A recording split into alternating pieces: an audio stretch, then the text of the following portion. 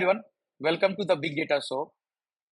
And today we are going to learn a very interesting thing, that is, we are going to create a full data engineering pipeline, a full big data pipeline using Apache Spark and DataBricks.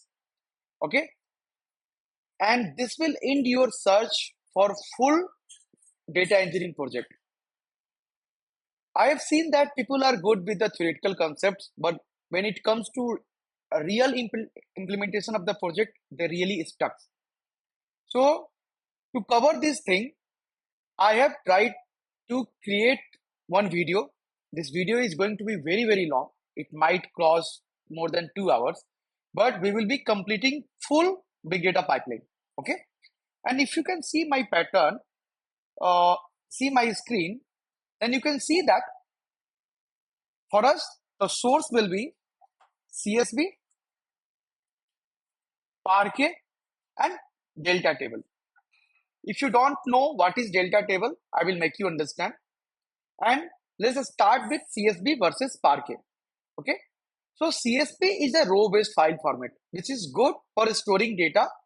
But in real data engineering project, most of the times people will use columnar-based file formats like Parquet or ORC. Now you will ask me, Ankur, why do you want to use columnar-based file format? To make it very simple, see, if your files are stored in a row-based file format in your disk, right? And if your files are stored in a columnar-based file format, so let's suppose you are having 10 columns. So in columnar-based file format, individual columns will be stored at single place. Like let's suppose column 1, then column 2, then column 3, and then column 4. In data engineering project, most of the times we are not selecting all the columns. Out of 10, we might be selecting 4 column, 5 column, and then applying some aggregation on some transformations. So whenever you want to select some column out of many columns, columnar file format like Parquet and ORC excels than CSV file formats. We will go in depth, but right now you have understood that our source will be CSV, Parquet, and delta tables. So we have used file format and we have also used tables. Then we will not write some dummy code. We will write production ready code. And when we say production ready code, it should involve some low level designs. So we will be using factory patterns, and I will make you understand that what is factory pattern while I am writing the code. Okay. So we will be using factory pattern. Well and good. Then we will be writing and using Spark, PySpark DataFrame API and Spark SQL to write our transformations logic. And here our data will be data related to Apple database. So I have created some of the sample data like transactions, product, seller, this type of table related to the Apple. So you can optimize it, or you can even do this for any e-commerce or any other things. For now, we have used the data related to Apple. Okay. And we will be writing our transformation logic using PySpark. Well and good. So our extract is done. Wait, what is our extract? Extract is CSV, Parquet, and delta table. After that, we are having low level design, that is using factory pattern. Then we are doing transform using PySpark and Spark SQL. After that, we have to load this data to some distributed environment, right? We will be creating 2 different things. One will be Data Lake and another will be LakeHouse. And I will make you understand what is Data Lake and what is LakeHouse. In Data Lake, we will be writing the files in file formats like Parquet and ORC. We will implementing partition by bucketing, and I will make you understand what is the benefit of that. Then we will use LakeHouse, which gives AC transactions, and like for applying offset, update plus insert, it becomes a lot more easier. And we will be using DataBricks, Delta Lake, okay, or delta table. So this will be our overall architecture of this video, and we will be trying to create a full big data pipeline using this. Okay, so let's move to the next level and see what is our goal. So our goal, the first goal is to learn how to use DataBricks environment to write your Spark code and to run your Spark code. We will be mostly using the Python API of Python API of Apache Spark, which is PySpark. So first thing we will be doing is the create cluster. Okay. Just first thing we will be doing is the create cluster. Cool. Then by default in DataBricks file systems is not enabled. We will learn how to enable this so we can store files like CSV, Parquet, and ORC. Then we will also upload the required files. I've already generated the sample files with you, and I will share the link from that. You can just download those files and you can start writing your code. And we will create some delta table. So because in our extract, delta table is one of the source. The next goal will be to understand the low level design. The low level design, we will be mostly using factory pattern. Okay. And in using factory pattern, we will be writing our classes. Okay. So we will understand what is factory pattern. Then we will create an abstract class. And then I will demonstrate how to use factory pattern inside your big data pipeline, which usually uses PySpark or Apache Spark. Cool. Then our next goal will be designing our code base. This should be production ready. For that, we will be creating different extractor, transformer, and loader classes. Cool. We will create some util classes. Okay. We will go everything in depth. We will be going in depth. And while writing the business transformations using PySpark or Apache Spark, we will be trying to understand different concepts of Apache Spark. Like when we are writing code for a Spark session, we will try to go in depth. What is a Spark session? We will try to demonstrate like using broadcast joins, right? Then we will also make you understand that what is the narrow versus and wide transformations, right? So, and these all things we will not be talking theoretically. When we are writing the code, at that time itself, we will try to demonstrate the real example of that this one is the narrow transformations, this one is the wide transformations. And we have created lot of MCQ to practice on these topics on our community page, which we will be also solving while we are creating the pipeline. I will make you understand that when a job is being created, when a stage or task is being created, what is job, what is a stage, and what is a task in Apache Spark. Concept like repartition and coalesce. We will try to learn how to use a Spark UI. Then when we are loading the data, I've already told you in the diagram, right, that we will be loading data to Data Lake, and we will be also loading data to LakeHouse fashion, that Data LakeHouse fashion, right? And we will be using delta table of DataBricks for that, right? And then I will be trying to make you understand what is the real difference between Data Lake versus Data LakeHouse. We will also do some optimization like predicate push downs and others, right? And as I've already told you that we will be using data related to the Apple company. So Apple is a very great company which makes awesome product like Mac, iPhone, AirPods, etc. Right? And we will be using table related to this company, and we will be solving some of the business transformations. So transformations like customer who has bought AirPods after buying iPhone, right? So this is interesting problem, right? As a manager in Apple, if you have access to data, you will always want to analyze those customers who are buying AirPods after buying iPhone. Second type of transformation, what we can look that what is the number of customers who are buying both AirPods and iPhone, right? We will find the percentage of that. Then we can find some of like the customers. So customer after buying something, like their initial buy, let's suppose I have gone to Apple stores and I have bought iPhone. As a manager or as an analytical manager, you will be interesting to know that what are the things which people or customers are buying after their initial buy, right? So we will list out all the products bought by customer after their initial purchase.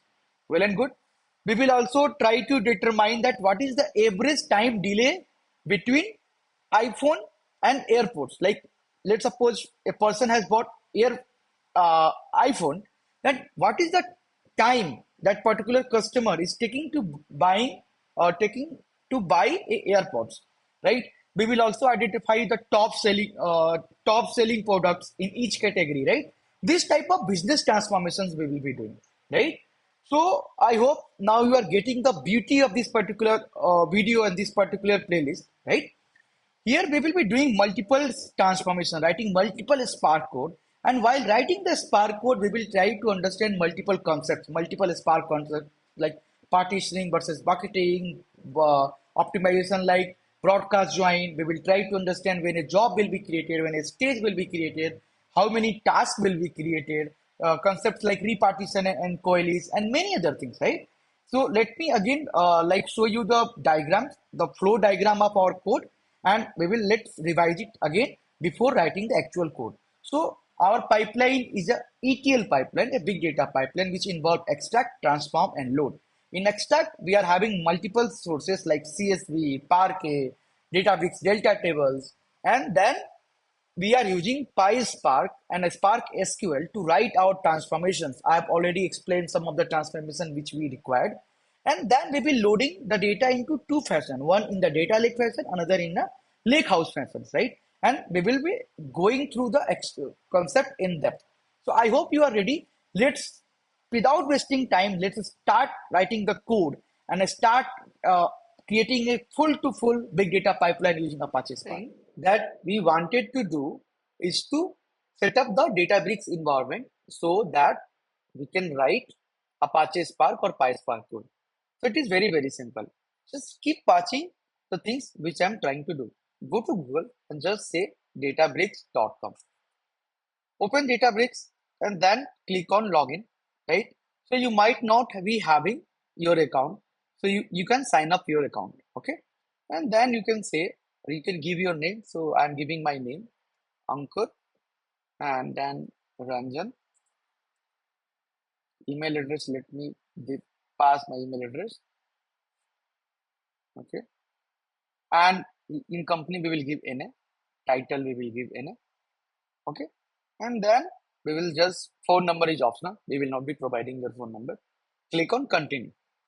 So DataBricks provide you, either you can use AWS, Azure or GCP as a cloud provider and then integrate your DataBricks, or you can even for learning purpose, you can use the community editions. So I'm just clicking on the community editions. Well and good. Then it will ask you to solve one puzzle. Perfect. Then we have to solve this puzzle. Let me solve it and then submit it. Well and good. I hope this is clear to you. Then it will ask us to verify your email address by going to your mail. So we will be going to that particular mail. Cool. And we will be going to our mail and verify our account. Mail from DataBricks for verifying our account. So I've received this mail. I've just clicked this link and it will ask me to enter the password. So you can just enter your password with whatever you like. So for me, I've just passing the required password. Well and good. So I've already used this email to create my DataBricks account. That's why it is asking me for multiple different workspace. But when you are creating for the first time, when you will create, it will not ask. You can simply use it. So you can simply just, I'm just opening the new. Cool. So this type of tab in DataBricks will open. So the first task for us, what I have told you, that we want to like upload the data on the DataBricks so we can treat that source as a treat that thing as a source for creating our big data pipeline, right?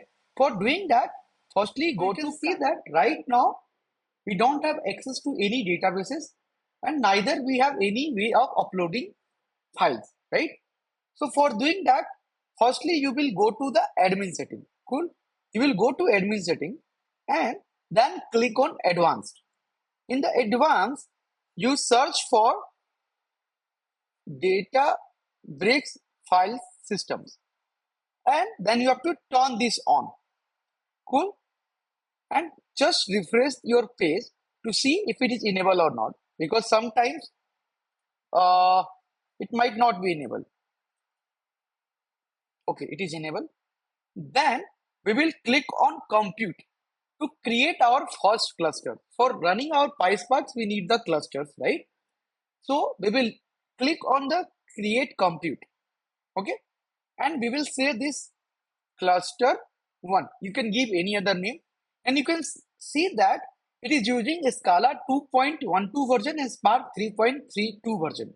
If you want to use the lower version, you can even use that. See, then you will ask that, Ankur, we are going to write PySpark, which will be written in Python. Why you want to create cluster which include a Scala 2.12 and a Spark 3.3.2? So actually, Apache Spark was originally written in Scala, and then on top of that, API for different language like Python, Java, R was created. So that's why we have to select this particular format, and then we have to click on create compute. Well and good. It will take some time to create these clusters. Until then, we will just go to this catalog. Okay. And now you can see that the one DBFS option has come. That is DataBricks file systems. Here you can upload your files. So we will click on this, and inside the file stores, inside the tables, we will just uh, say upload. Okay. And select. For 1 minute, let me just create one different name. Yeah, let's do it in a table itself, no problem. Let's upload.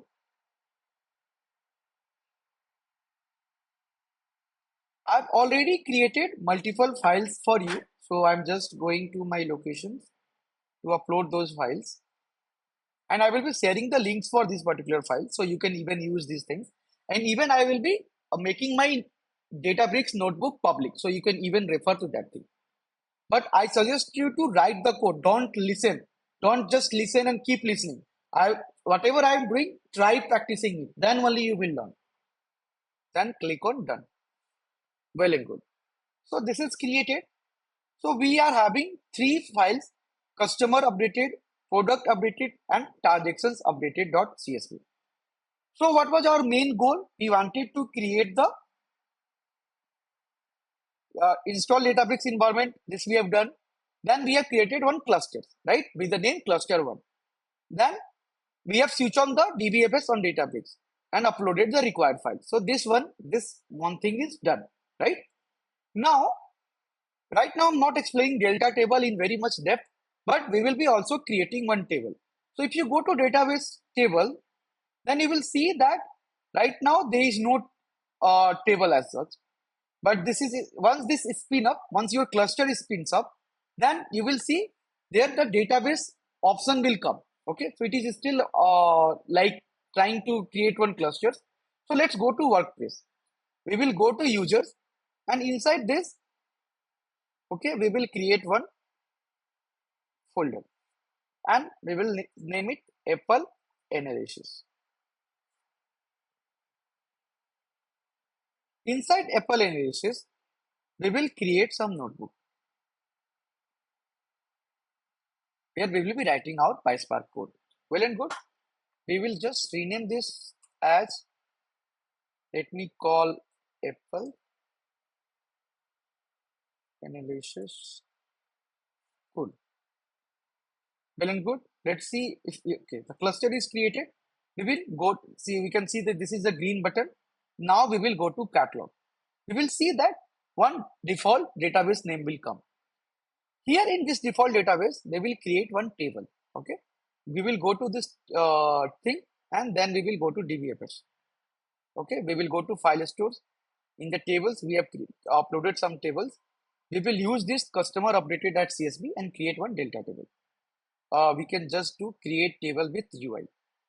Let's see, select the cluster. We will use this cluster and then click on preview table. Okay, let's see. Let's call this first row is a header. Let's preview the table and preview the table. So if there is some error, we will able to detect it. Good. Let's wait for a couple of minutes and it will create. Okay. And what we will do, we will also create one more thing,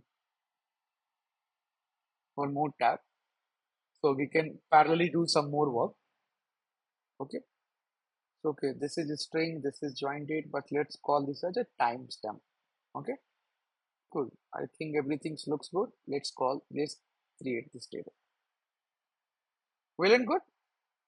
Perfect. Now our DataBricks environment is set up and we will be ready for writing the code. Okay. And now we are going to write the actual code. So for writing the PySpark code, what will be our first step? First step will be to initiate the Spark session, right? And what is Spark session? In brief, Spark session is the entry point of Spark applications, right? So let's first define our Spark sessions. Well and good. And for doing that, we will import the required library. So we will do pyspark.sql import Spark session. Well and good. Then we will say Spark. We will initiate the Spark session instance, right? Spark session dot builder dot app name, and let me call the big data show dot me dot get or create. So there might be some syntax mistakes, right? So we will take care of the syntax mistakes by looking through the internet whenever we will get stuck. Well and good. Then let me call input df and let's read the data frame, just a sample data frame from our CSV file which we have uploaded to DBFS, like DataBricks file systems, right? And where do those resides? Those resides in this here, right? We will, let's go to this transaction. We will just copy the path. Perfect. Now let's say read dot format. Let's say CSV. Okay. And then we will pass the option header is equal to true and we will say load. Let's first see this thing. We can do input df dot show, like we can call these actions to show our data frame. Let's run this command. If there is some syntax mistakes, then we will check. Okay. So my cluster is terminated. So see, we are using the community version of DataBricks, right?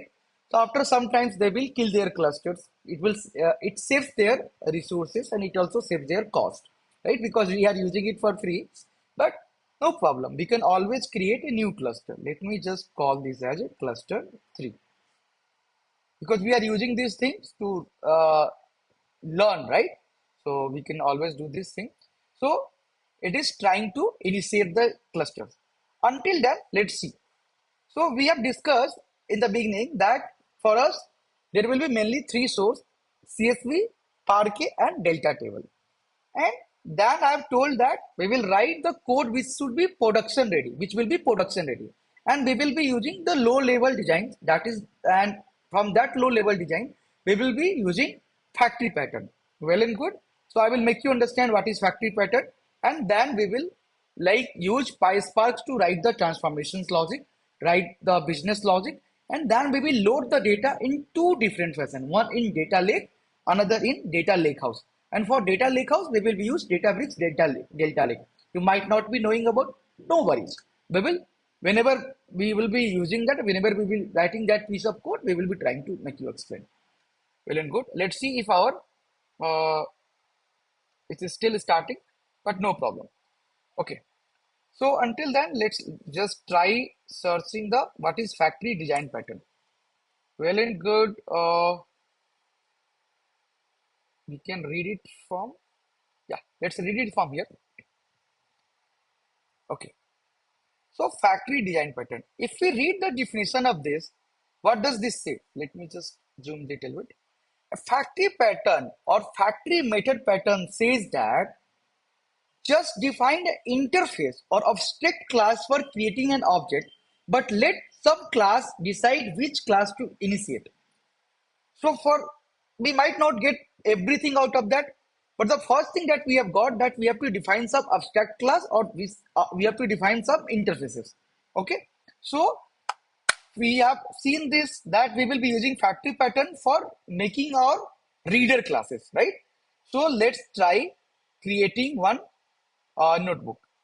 Well and good. Let's go to workspace. Let's go to our location, and here let's create another notebook and let's call this as a reader factory. Well and good.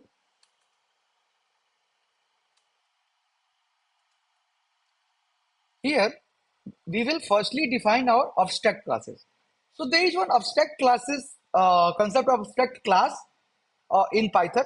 But instead of doing that, we can simply create one class and we can treat it as a abstract. Okay. Let me call this as a data source. Let me zoom a little bit. Okay. And we will say that this is my abstract class. Cool. Where we will be just defining our syntax. Let's call the init method of this. Those who are not familiar with the Python syntax, init is a like constructor, but it should not be called as a constructor. But when you are defining some classes, you can define your init. Okay. Actually, people do call this as a constructor, but this is not exactly the constructor. Okay. We will just say self. In the init, we will also define the file path. Okay, let me call this as a path and let's do self dot path is equal to path. Well and good. Let's call get source data frame, or let me call get data frame. Well and good. Self, and this will be one abstract method where which we will abstract method. It it will be called by functions will be defined in subclasses. Okay, subclasses. Well and good. Perfect. We can either pass it or we can raise some error. Raise, let me raise the value error. And we can say not implemented. Perfect. Then we will create our subclasses. Let's call CSV data source. And then we can just call this as a parent class. Perfect. Here, do we need to define the init? No need. We can simply say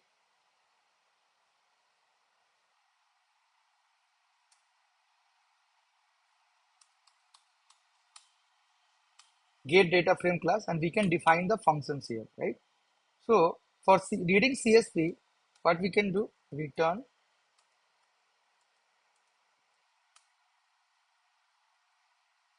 spark dot read dot format CSV. We can pass some parameter option header equal to true, and then we can say load, and then we can define the path, right? Set dot path. Then good.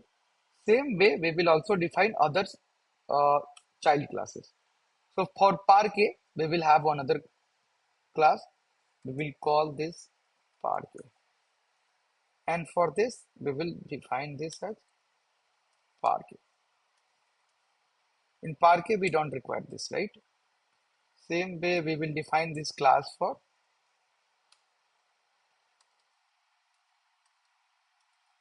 Delta. Let's rename this class. I hope you are following it. Once we start uh, writing more code, it will become more clear to you. Well and good. And here it will be Delta. I know you might not be knowing about Delta, but for now, just understand that just like another transactional systems, it also transaction system databases like Oracle, MySQL, Postgres, it also supports ACIDs. But it is actually lakehouse design, which combines the concept of data warehouse and data lake. For now, just consider this as a normal table. Let's define one function which will help us to call these classes. Get data. Let me call name this source, and let's pass the data type, and uh, let's pass the file path. Let's define one if conditions. If data type is equal to CSV, then we should call this class, right? We should call this particular class, and we should define this file path. Perfect. Same way,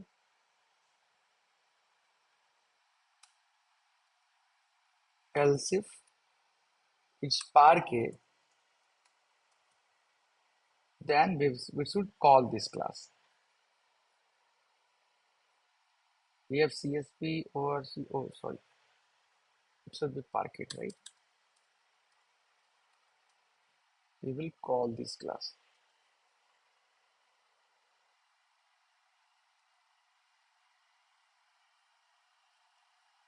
And for Delta, we will write else if, and then we will call this class. Just try watching it, and I will suggest you to write the code. Don't just keep watching the video. It will not be beneficial for you. You should write the code. That is the meaning of exact learning. Okay. And then in the else, we will say, let's say raise value error, and let's use the string for formatting, and let's say not implemented for data type, and which data type, let's call this as data type. So this is the string format which is supported in Python now, so we can use this. Let me run this code so we will be able to check that if there is any uh, what you call if there is any syntax or something. Okay, uh, it's running. Okay, now let's go to this code, and now I think our cluster is ready. We can run this code. In this particular code, what we were doing, we were simply trying to read the CSV file from one of the locations, right? Okay, so the syntax is wrong. Let me just Spark, or just type it PySpark read from CSV. I usually follow Spark by example. I find it good. You can use any website, even Stack Overflow, anything is fine, just to write the syntax. So I might be having some mistakes in the syntax. Okay, so I have to pass in the com. Let me pass it like this. And then I think we have to do the comma also, right? So this, let's write in the next line. So it will be data format. Always reformat your code. Whenever you are going for interview, if you are reformatting your code and writing in a good format, it is actually good. And the chances of getting success is little higher. Okay. So is there any more thing? Yeah, I think this should work.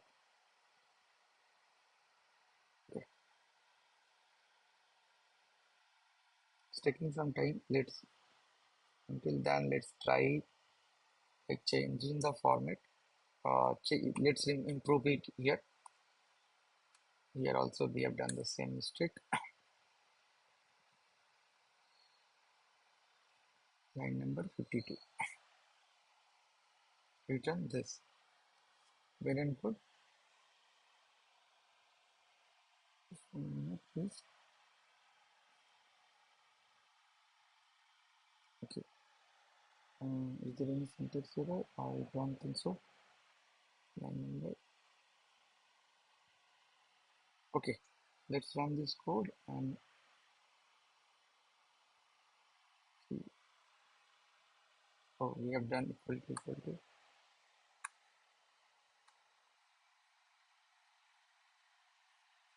Cool. So here we are able to see the input data frame, right? But uh, as we have seen that we will be using the factory patterns to read data from different sources, and then we will understand why we are using factory pattern and how this will actually help. Okay. So instead of doing this, let me just pause this. These all are dummy cells. Cool. Let's start for the beginning. So this is we are using Python notebook, right? So for importing from different Python files to another, it is simpler. Like you can simply write your from statement and it will import from one Python file to another. But this is notebook, right? So for importing files, you actually need to run one magic command, which is something like this. And I will be simply calling this particular notebook. So I can use in this particular thing. Let me run it to check the syntax. Well and good. Then we will be creating one workflow class. Workflow. So you are able to see, right? Whenever I'm writing code, I'm not writing some dummy code. Even my naming conventions are matching productions. Like in productions, people will call it workflow to run the different type of ETL, like the ETL classes. Like we will actually define extractor class, we will define transformer class, and then we will define loader class. And in workflow, we will be calling all these classes, right? And we are using LLD also to read from different sources, right? So let me just define the init. For now, I'm not able to think what should I do in the init. So let me just pass it. Well and good. Now let's define the one function with the name runner. Let's at least run our code. Let's call transaction input df, and let's call this particular function. Here, let's define our data type is equal to CSV, and let me open one new link. Move it here, and let's try reading the CSV file which we uploaded in the database. Right? Let's go to catalog, go to DBFS, file stores, transactions, and copy the path. Well and good. And we will say file path equal to perfect. Then we will we will go to this particular function to check what this will be returning. Okay, this will be just returning the classes, right? So for getting the data frame, we actually need to call this particular functions of these classes, right? Get data frame. So let's call this data frame.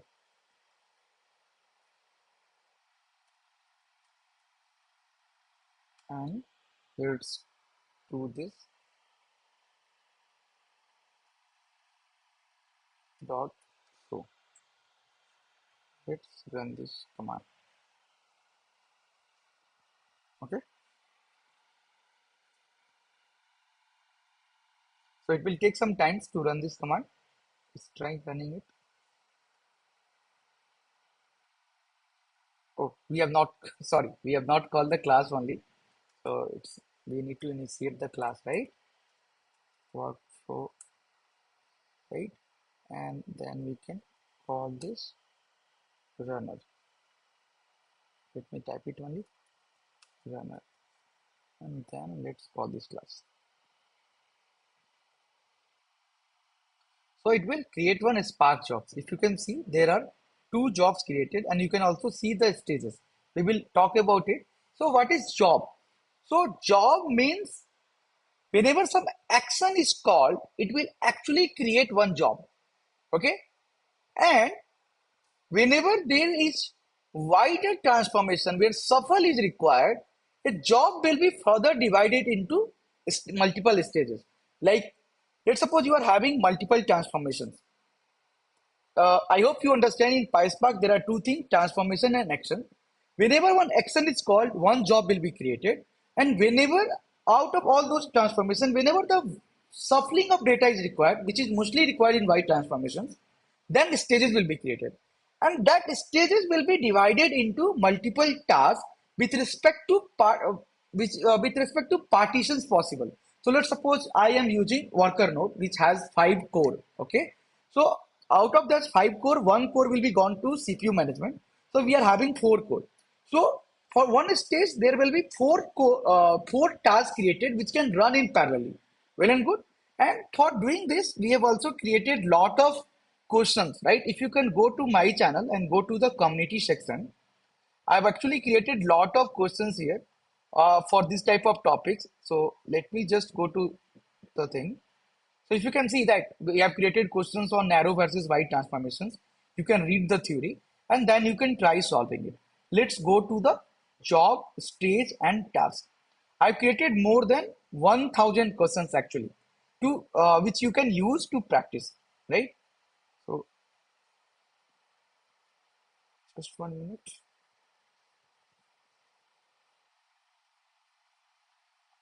Yeah. So you can read it here, right? So I've created one small right article. So if you read it from here, in Apache Spark, let me zoom it. The concept of job, stage, and task are fundamental to understanding how Apache Spark distribute data processing, right? So what is a job? A job in a Spark represents a computations triggered by actions such as count, collect, save, etc. Right? When you perform an action on data frame, a Spark submit a job. Well and good. When a stage will be created, a stage consists of sequence of transformations that can be performed without shuffling the entire data set across the partitions. Like whenever there is shuffling required, new stages will be created. The same way the task is there, right? So the stages will be further divided into tasks. Okay. So first comes the job, then comes stages, and then comes the task. I'm not giving that much, not going that much deep into top the theory, but you can read it here. And then I've defined a lot of questions for you to practice. So let's at least solve one question, right? So, right. So you are writing a, let me just read it down. You are writing a PySpark that reads data from CSV file, cleans it and write result to the Parquet file. So let's suppose you are reading spark.read.parquet and path. And then you are applying one transformations and then writing to the Parquet file. So how many job will be created? So here only one action is involved, right? That is dot right.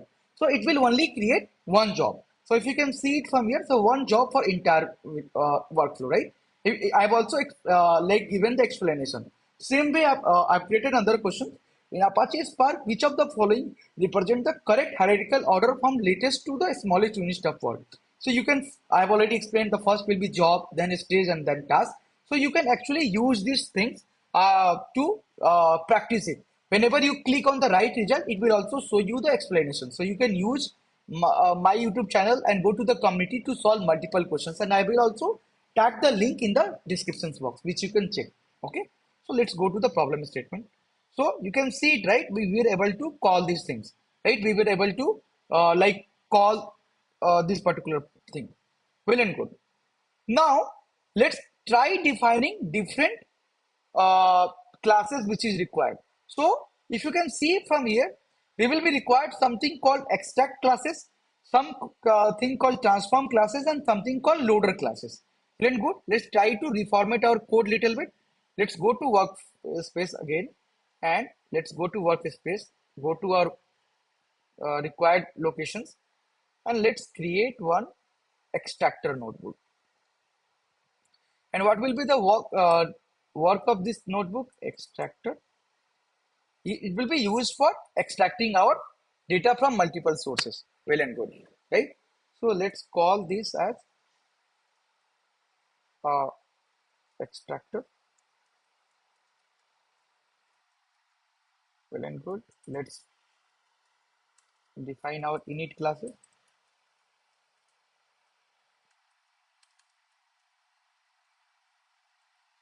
and let me pass it.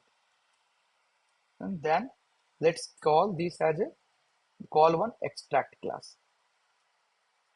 Self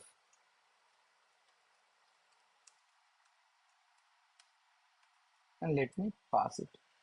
We will define it, but let's firstly create all the required thing. Then we should create some transform classes, right? Let me go to the required location again.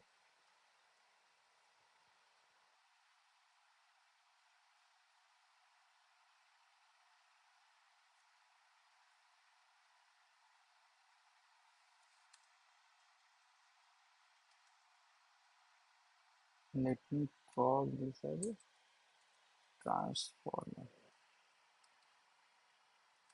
Transformer and then call init self. I'm just defining my classes so I can use it later point of time. Pass. Let me call transform.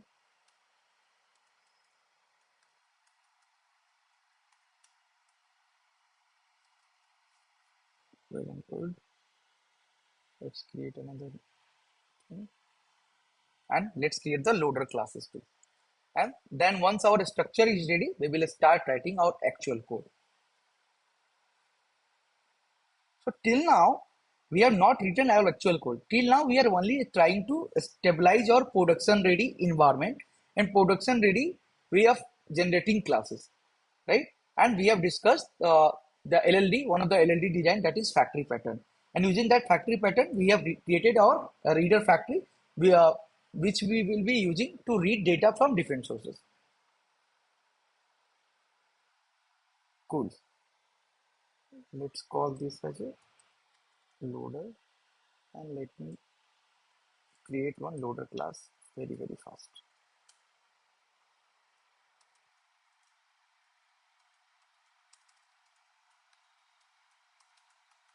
Self,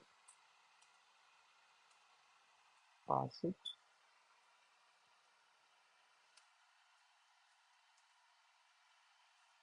Let's call this as a sync self and then let's call this as a pass. Perfect. Now let's go to our workflow class. Perfect. So in our extractor class uh, from this runner, let's firstly go to the transform. In this particular transforms, we will be actually needing the input df, right? Because from extract, it will pass some data frames, right? So we will say input df. I will make you understand. So if you go to this particular things, we will actually call, let's call this as a first transform. Okay. And I'm just giving one dummy name. And if we call our transformer, let's define one more first. In actual coding environment, you will not call as first transformer or second transformer. You will give some valid name, but no problem. We are just doing this, and we will say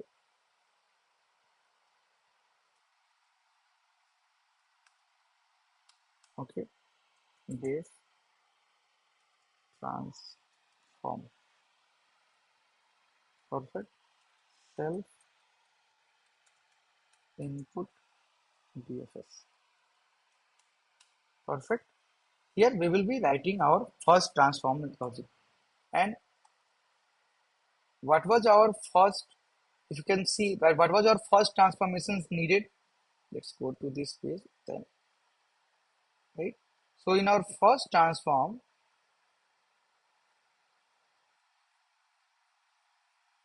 we actually wanted to find this customer who has bought airports after buying iPhone, right? So our first transformations, which was needed from us, was this, right? Customers who have bought AirPods after buying the iPhone, right? So if you can see from here, the customer ID, let me just order by. So it will be like little easier for you to. So order by, and let me just say customer ID and then transaction date. So just wanted to show you the result. So it will be like you will able to visualize in a better way. So first transform, and the first transform, we will be calling this first transformer, right? So let's call this as a first transformer, local analysis, and then we will call this transform.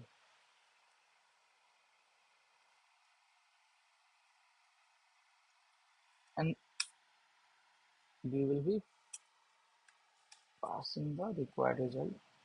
So let's pass the dictionary input DFS. Let me just create one dictionary because we have to pass as a dictionary. Do this. We will actually moving all these class to our sector class, but just to make it faster, I'm just wanted to show you the first transformations. So then we will refactoring this code. Well and good. Perfect. Then we are passing input DFS. Perfect. So we will go to the transform method. Let's copy this.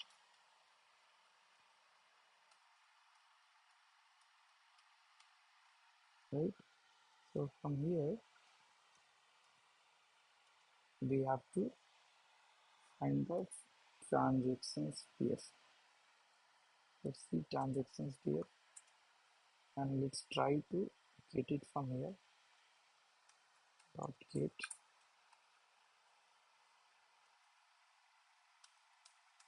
print.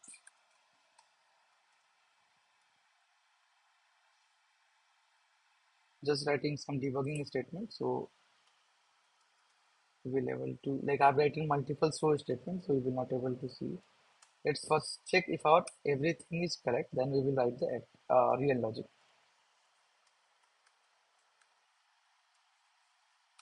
Perfect. Now let's run out code. We were having problem of like indentations in Python, and because of this order by was not running, so I've just improved it and I've written in the single line, and yeah, so now it is working. Let's see for other syntax error. Okay, so we have passed input df, then we are calling transform. Okay, so yeah, transform input df dot get. Okay, so we need to change this thing also. Cool.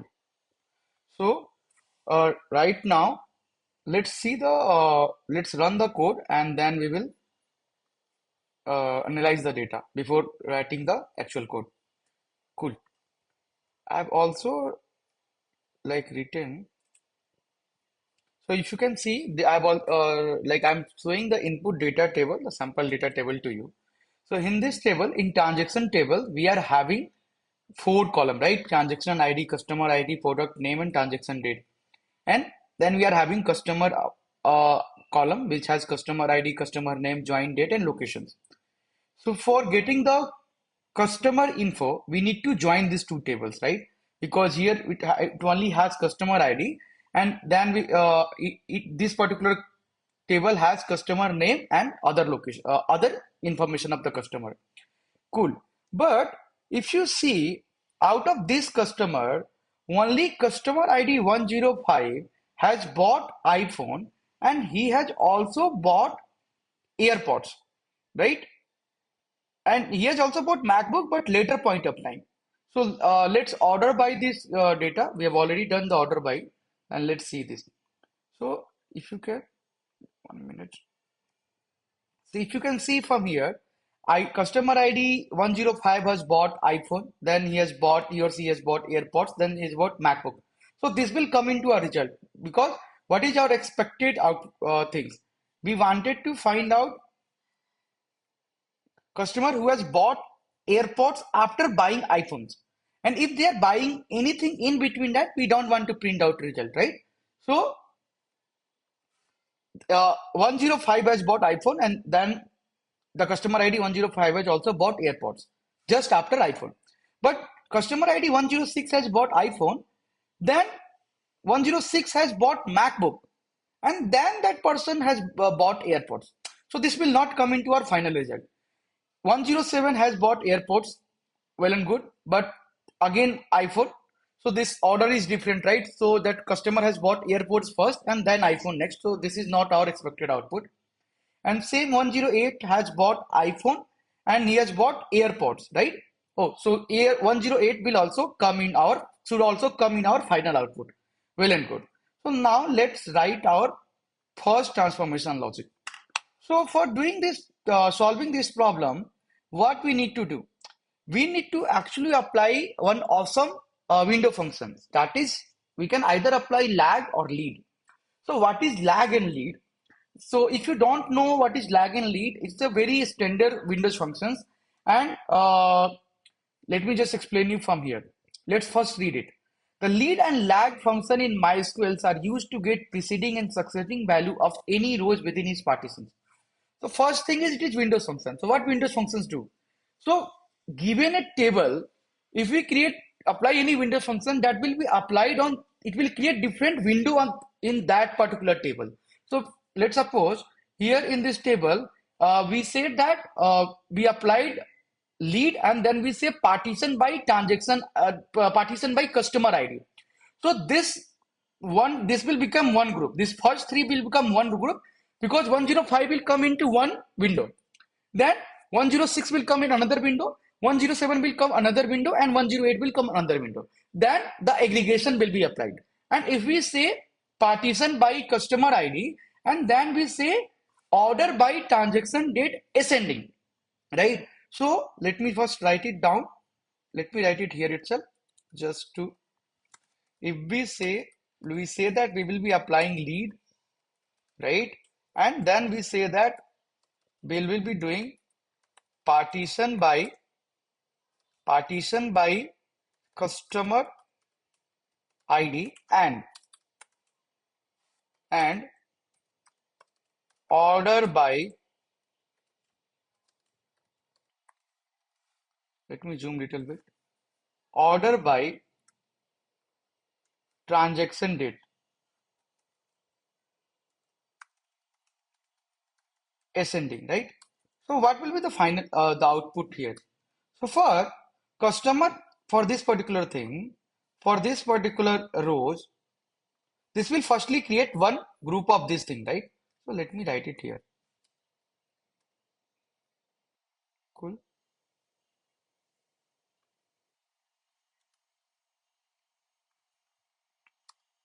Cool. So the lead will actually create one new column, right? Let's call this column as next transaction. Next transaction. And we will say lead of product name.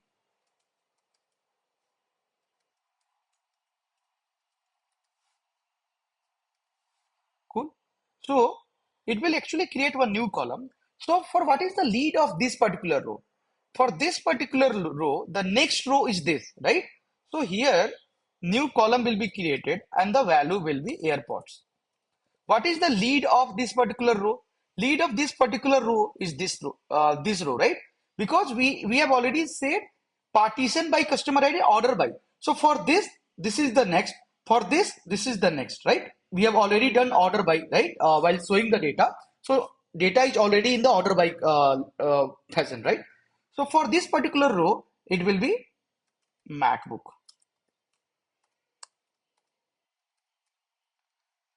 But for this particular row, for this we have done partition by customer ID. So there is no customer ID, right? This is the customer ID, right? There is no customer ID, so it will be null. Same way, it will create another partitions for 106.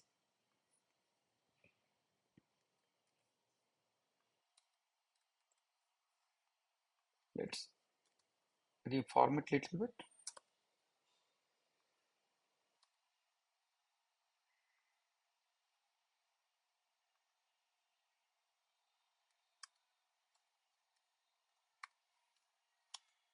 Good. So for 106, this will be another partition, right? So for this particular row, what will be the lead of this particular, uh, so we are saying lead of product name, right? So for this will be this, right? MacBook. I hope you are following me. If you are not following me, you can just read about lead. I've already explained this very easy concept. It like we will apply the windows. So window, what that window will do? Window will create multiple window inside that tables. We have said partition by customer ID. So every customer ID, like the same customer ID will become one group. Like 105 will become one group, 106 will become another group, and then we are applying the lead. And for lead, we have done order by transaction date ascending, right? So for this particular row, what will be the lead? Lead will be this, right? And for this, there is no result, so it will be null. Same way, let's skip the 107. I hope you are getting just to save the time. So for 107, something will come, but let's focus on 108 because 107 we have just discussed will not come in the final output. But I'm let me mention it, otherwise you will get confused. I'm skipping this values for 107. Cool. For 108, what will be the lead of this particular row? The lead will be this. And what will be the lead here? And here it will be null, right? Let me put all everything. So, and how you can find the final result? We will simply say where product or product name is equal to, we will firstly apply this lead function and we will say where the product name, this particular column is iPhone and next product is this, like next transaction or next product name is airport. Then we will get the result, like we will say where product name is equal to iPhone and next product name airports. We will get the result. Perfect. So this is our product name column, right? Let me just type it so it becomes more clear to you. So this is your product name, and then this lead, using this lead, we are creating a new column and let's call this as next product name. Next product name. Cool. And this is your customer ID. So we will get the result. We have written the pseudo of this. I hope you are following me. And let's write the same thing using PySpark. Cool. So let me first comment this. Let's go to our transform, and then we need to firstly define the window speed, and then we will be saying window dot partition by, what was our partition by column? The partition by column, we were doing partition by on customer ID, right? So we will say customer ID and order by, we will say, transaction date, right?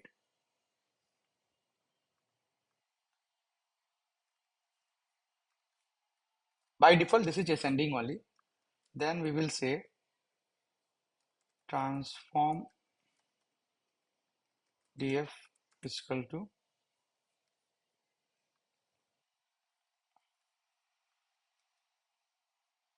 dot. We will use with column. So what is with column? With column you can use to create a new column. And let's call this next product name. And then we need to apply lead function, right? Firstly, let's import all these things. So, okay, where we are importing all those library till now. Cool. I think we have imported in extractor only. Just 1 minute. Let's go to the extractor.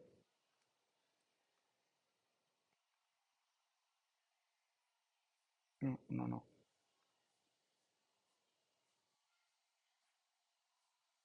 Or we have done in the reader factory. Just do it this way. Let's go to the reader factory, which where we have defined the low level design for using the data from different things, right? Oh, so where we are defining the from statement. Just 1 minute. Reader factory, get data source.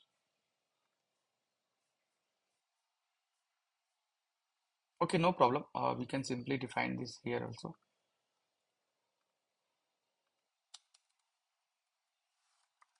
From PySpark dot SQL dot window import window. I just remember the syntax, but you can simply say window function in PySpark, and you can, sorry,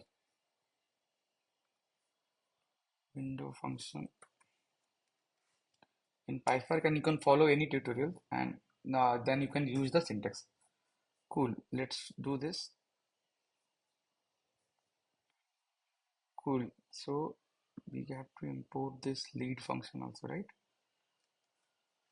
Okay. So let's import the lead function. Perfect. Then we have to call lead, and inside this lead we will be calling the lead of what? We have to call lead of product name, right? So let's copy this.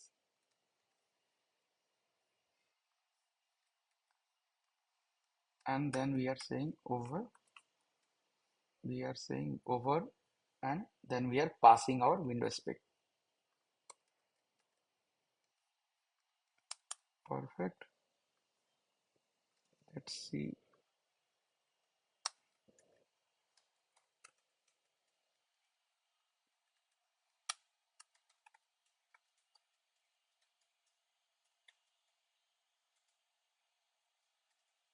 Airports after buying iPhone. And just to look little clear, let's do like this. Customer ID and transaction date or product name.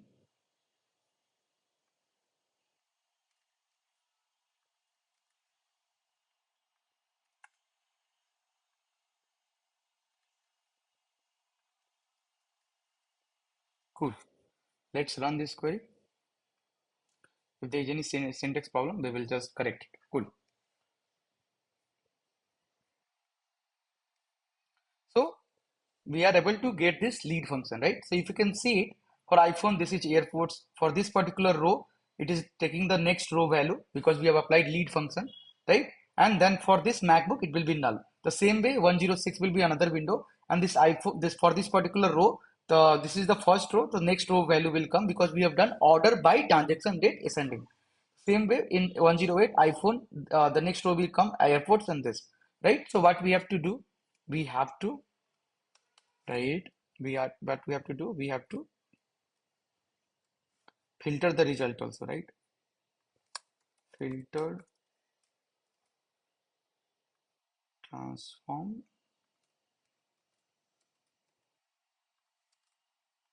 Let's call this as a filtered df. Cool.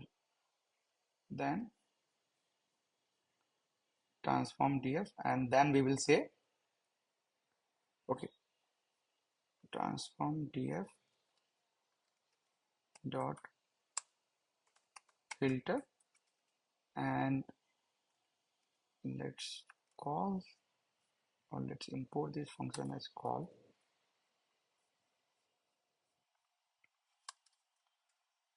and we will be saying what is our column name, product name.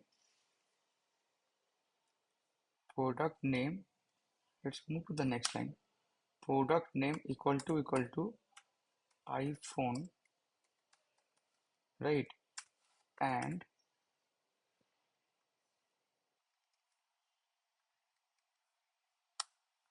next product name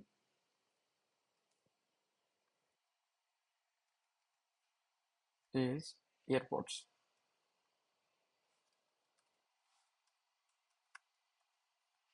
Cool. Let's see the result.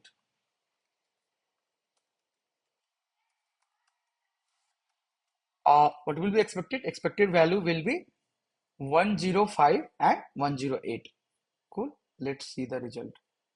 Before doing this, let's also just to show the result clearly. Let's also pass the order by statement, and let's run this code. Cool. So we should get 105 and 108, right? Okay. So P05 method and class string does not exist. Cool. So we might have made some syntax mistake. Let's see. Okay.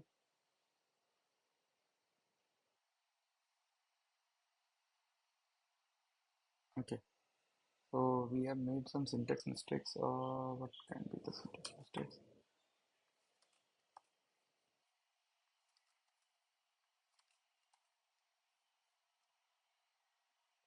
Okay. And in filter, let's search the result. Let's see what is the syntax.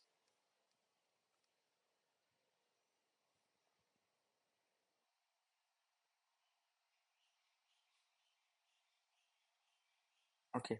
Then we should actually supply, we should actually put it in the this type of thing. So see, syntax is not a problem, right? We should always search the internet to get better with the syntax, right? And once you keep writing code, you will be better in writing the code, right? All over my career in last 5 years, I've written mostly code in Scala. So I'm also not that much great with the PySpark syntax, but yeah, we can always search it and we can always learn it.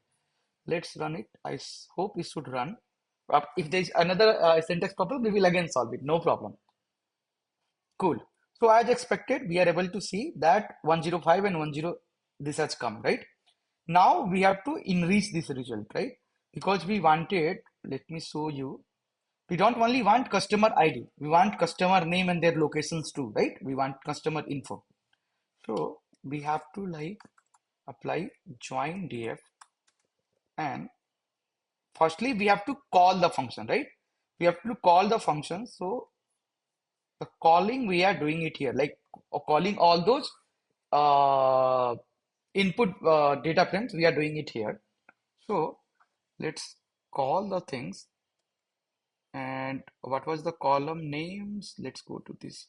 Sorry, what was the table name? So I think we have created one delta table, right? Perfect. Okay, so I think we have lost that table due to like cluster was deleted. Let's create the table again. Table available, right? Because we are using the community version, and whenever the cluster is deleted, they will delete the table, right? So no problem, but we are using DataBricks just for learning purpose. and writing our Spark code. So we will create it again. Let's go to data DBFS like DataBricks file systems where we have uploaded our file and we will create one delta table, right? Let's go to the, so we want to create delta table based on customer data. And what is this, what is customer data? This one is our customer data. Well and good. Let's click this. Let's create table using UI itself. We can even create table using notebook. That will simply write the Spark code and that will help us to like create the delta table. But let's use the UI itself. Review table. So let's call this as customer delta table. Common delimiter. First row is header. Let's pass all these things so it will detect it little better. And it will take some time. Until then, let's try writing our code and try checking the existing code which we have written for delta. Right now, we have to like read the data from delta. Right. So uh, let me just go to this particular thing. So in delta, if you go to a reader factory, which we have written using factory pattern, right? So for data type delta, we are calling this particular class, right? Delta data source. So let's go to this particular class, delta data source. So spark.read.format.delta. We can even just pass the table name, and that will also do. Uh, let's let's define the table name. We can use the file path variable itself, but let's call this at self.path. Uh, just creating a dummy variable, but actually we will be passing the table name. Okay, don't want to rename it, but in you should rename and write some good variables, right? So we can do like this. Let's go to this table. Is this table created? Yes, it is treating this as a string. No, we should treat this as a timestamp column. Uh, I think there is some problem. Just 1 minute. This is reading the whole data. Why this?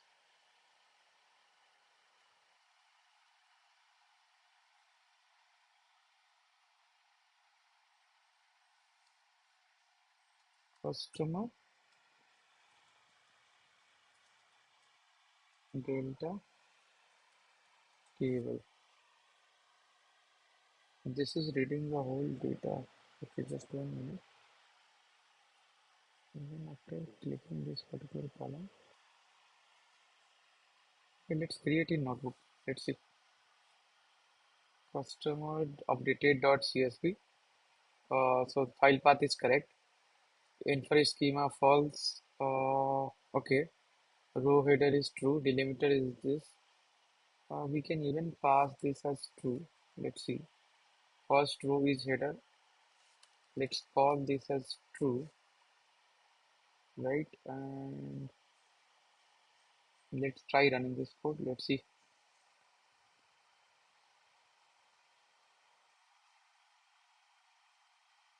So we are just creating the delta table, which we have told you, right?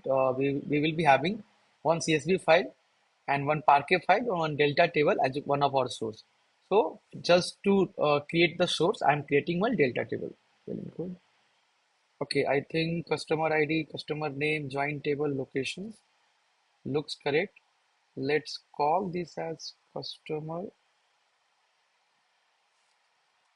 delta table. So you have just seen, right? Sometimes the UI, the settings or other things might not be correct. Better to use the notebook. Okay. And customer delta table, create or replace temp table name. Okay. I think let's run this code. Okay. Let's see if the table is created correctly or not. Oh, I think we have given wrong name. Let's just update this.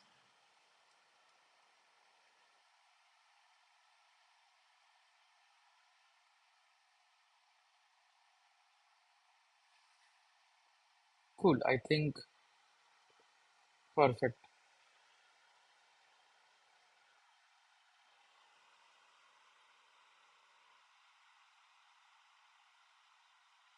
Okay, this is registered a temporary. It will only available to particular notebook. If you like to other users to able to query this data, you can also create a table from the data frame. So this table will be persist across cluster, restart as well allow this. Okay, let's call this as persist and let's do this and let's just run this.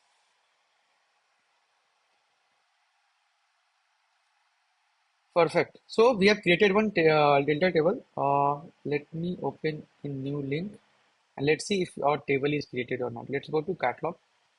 Yeah, right now we can see that one table is created. Customer delta table dot persist.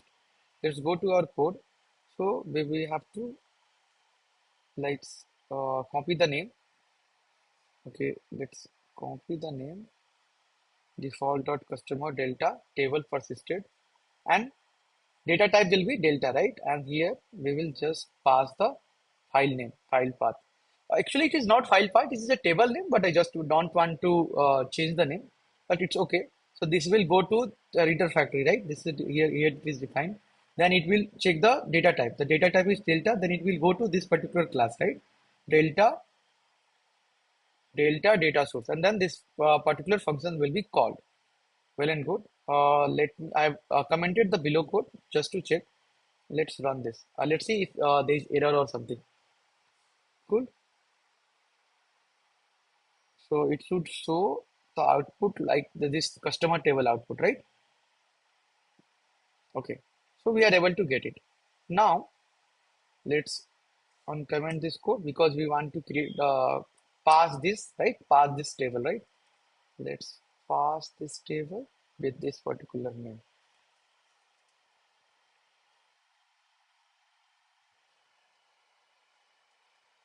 Perfect. Then our we will call our first transformation. So let's go to the transformation. First transformer dot transform. Cool. First transformer dot transform. Here we want to enrich our data, right? Firstly, input dot this, right? Uh, let's call this customer table, right? Customer is equal to from where we will be getting this. We will be getting using this, right? So let's call input DFS because we have passed like this, right? This is the function parameter. Input DFS dot get and then say pass the variable name. Now we should do we have to join this table, right? If we don't join this table, then from this particular filter df, what we have got? We have only got the information of customer ID, right? And the product name. We wanted to get the other info of customer, then custom like the customer name, locations, and others. So what we will say? We will say that filter df, or let's do this customer input df dot join and customer input df. Let's see the join in PySpark to check the syntax. Let me go to my favorite website, which is sparkpyexample.com to just check the syntax. So self, then others are on and how. Well and good. Let's check the real code itself. So department df this,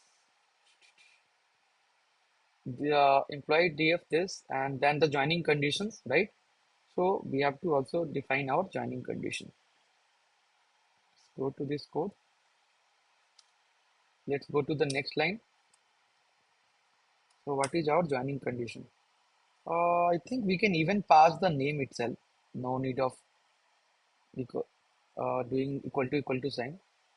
I think this will also work. And by default, this is inner only. So let's run with the inner thing itself. And let's join df dot so.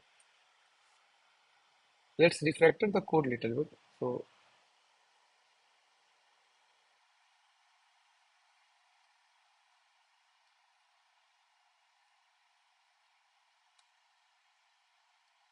let's see, print joined df. We will be returning this also. Return join df. Cool. Let's run the code. We might be having some syntax mistakes. We will be just correcting it. This is the real coding. Let's run it.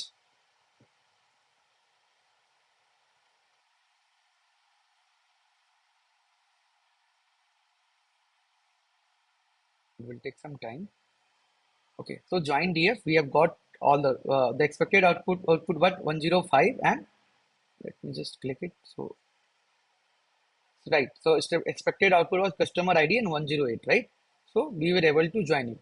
So we join df. Why we are getting 106? Let's go to our code. Let's check this.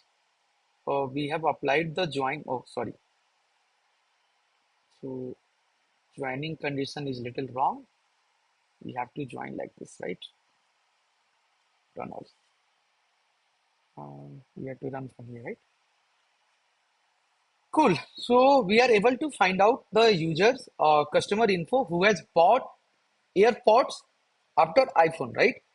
So it is going in the next line. Let me just write some select statement 2, right? Let's do this.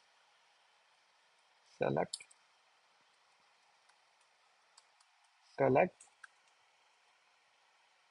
dot, let's do customer ID, right?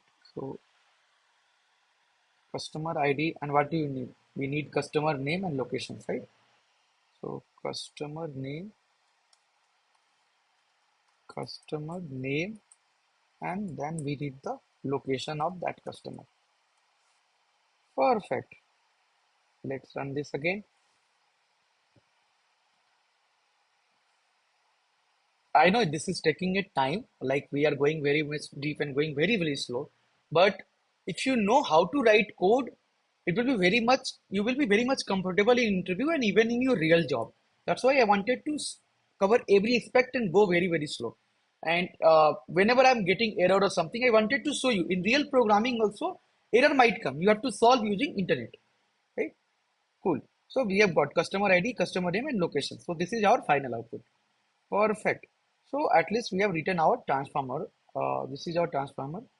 Like instead of doing this, returning this, let's return this. Perfect. Join df. Cool. Now let's go to this Apple analysis. And before going doing any refactoring, let's do one more thing. Right. So if you consider this thing, you will understand that here this is the classic case of applying broadcast join. Why? And firstly, what is broadcast join? See, for broadcast join, okay, let me just explain you from my YouTube channel itself. I've written a very small and very beautiful article that you can do. Just search the Big Data Show and go to my this YouTube channel. Go to the community, and then I have written one is very small articles, which is like very, very good. So, but let me try to make you understand the broadcast, and you can read it from here. So in broadcast, Jain, let's suppose you are having one smaller data frame and one bigger data frame. In join, shuffle will happen, right? And whenever shuffle of data happens, it creates a new stages. So you have to understand that whenever you are calling an actions, a Spark job is created. From that Spark job, multiple stages will be created based on the wider transformation, mostly because that will involve shuffle. And join is a wide transformation because that will shuffle the data from multiple executors. Let's suppose you are having 5 executors. So on 5 executors, your data frame, like partitions of data, will be existing on 5 different executor, right? For applying join, every data has to move from their partition. Not every, like most of the data has to shuffle. Then only they will able to apply the join, right? But what you can do with the broadcast join, like you can take the smaller data frames, and instead of like creating partition and keeping the data at if different executors, we can take the whole data frame and then copy the data on every executor. Let's suppose you are having 5 executors, 1, 2, 3, 4, 5. So take the small data frame, copy it on every executor, and larger data frame partitions will be already there in every executor. Then what this will do? This will actually reduce the shuffle. And instead of wider transformation, mostly it will convert into narrow transformation. Because during join, you don't need to shuffle your data. The same thing I've also read it. So if you can read it from here. In Apache Spark, a broadcast join is a specialized join operation that can dramatically speed up joins process when one of the data sets involved in the join is significantly smaller than the other, right? So essence of broadcast join is to take the smaller data set and broadcast it to every node in the cluster, allowing each node to perform the join operation locally without needing to shuffle the large data set across the network. I hope you are getting. This technique is particularly beneficial because it minimizes network traffic and avoid the costly data shuffle. This is the essence of broadcast join. I've written a very good articles about it. You can read it by going to the community, and then I've created a lot of problems to solve on this broadcast join. So let's solve one problem. How does Spark decide whether to use a broadcast join automatically sometimes? See, by default, Spark is also very, very smart, right? So there is one variable called auto broadcast join threshold. Using that, it will detect if the one data frame is smaller or not with compared to the another data frame. If it is smaller like below that limit, it will simply broadcast the smaller data frame. So C will be answered. Let's go and try solving some more problem. So what type of transformation is a broadcast join in Apache Spark? I've already told you narrow transformations, right? Like let's imagine you have two Apache Spark data frame, one containing user ID and their purchase history, and other containing product details. You want to enrich the product history with product information. Could you use broadcast join here? Right. So here, if the one DF is small compared to large, if the size of a smaller DF is within the limit, so B and C will be answer, right? So, and if you can read, let's read this question. This is more interesting. Let's debug the below PySpark code, which partition the large data frame using repartition and broadcast the smaller data frame. So here, if you can see, this is the large data, right? This is the large data. I'm just creating a hypothetical situation where I'm considering this as a large data frame and this is a smaller data frame. Then I'm trying to apply the broadcast join here. You can see it, right? But if you can see, before applying the broadcast join, I am actually applying repartition on larger data frame. And if you consider it, this is actually a very good strategy and often asked in interview. Like people know the theoretical concept that what is broadcast join and they will simply go and tell about broadcast join in interview. But in real production based scenario, most of the time before applying broadcast join, people repartitions the larger data frame so that it makes a shuffle and most of the similar type of partition of data exist on the single executors, and this will actually reduce more shuffle. So if you can read the question, what is the primary benefit of repartitions the larger data frame on the join key before a broadcast join, right? So all it reduces the size of larger data frame. No, this is wrong. All necessary data for join is located in the same partition, improving them. This is the right answer. I've even written the explanation. Partitioning on the join key in the larger data frame can be beneficial in broadcast join primarily by organizing data in a way that might speed the join operations locally on each node. Although the larger dataset is not shuffled across nodes in broadcast join, the partitioning can help in optimizing the performance of local join operations by grouping the data more efficiently. So that is the essence of Spark. And that is the beauty of broadcast join. You should not simply say broadcast join. Whenever someone asks you, have you done some optimization in Unicode? Instead of just saying that I've applied broadcast join, just tell them that sometimes I've applied repartitions on larger data frames And then I have done the broadcast join, and this helped me a lot to optimize my code because it reduces the tuple. It converted from wide transformation to narrow transformation. There's no need of creating the additional uh, stage now, and then make them understand when you are explaining that when job is created when action is called, and whenever any shuffling is required, then wider transformation is done, right? But broadcast join will reduce it, right? So let's move back to our problem statement. I hope you're getting. So you can use these community sections to practice lot of questions. I've created more than 1,500 data engineering questions. And these all questions I have collected by asking many people who are going through the interview. And even I have collected from my interview experience. Well and good, right? Let's go to this and we also apply the broadcast join here.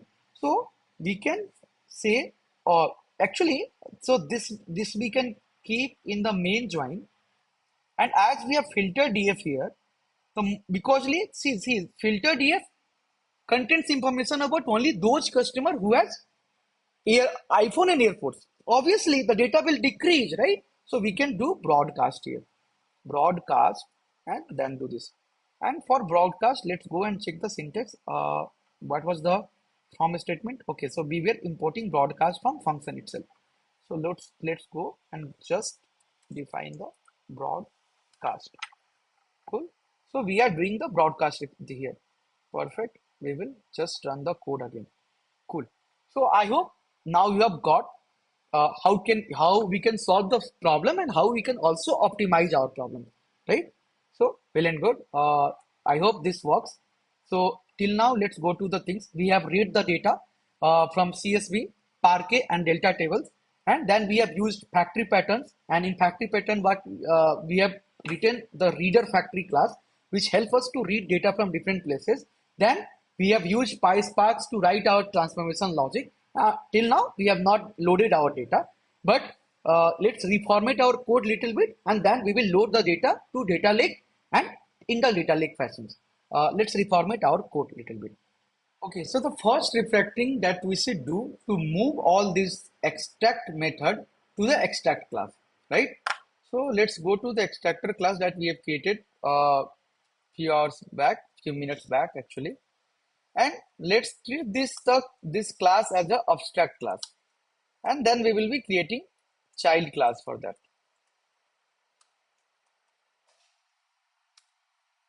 I'm writing less comment, so because the code is crystal clear, or like I'm explaining it. I hope I'm explaining it better. Okay, so let's all AirPods after iPhone and call this as extractor class, and then let's define the extract method. Let me just zoom it a little bit. Extract, extract, and inside extract, we will be calling all these things, right? So let's do this. Control X, and let's move this all the required, implement the steps for extracting or reading the data. Cool. Let's return this input DFS. Cool. We are returning it, and let's, because we are using notepad, right? So we have to call this notepad using magic command. In normal Python code, you can simply import the class, but here you need to like run some magic command. Okay, so perfect. So this will be our extractor. Let's implement the dummy extractor class that we have implemented to keep the symmetry inside our code. And let's call this. Let's call this method input dfs equal to dot extract. Perfect. And then we will be passing this to this is the step one.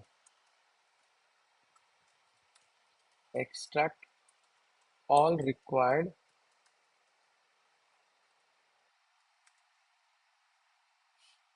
data from different source, right? And then this will be our step two. Step two,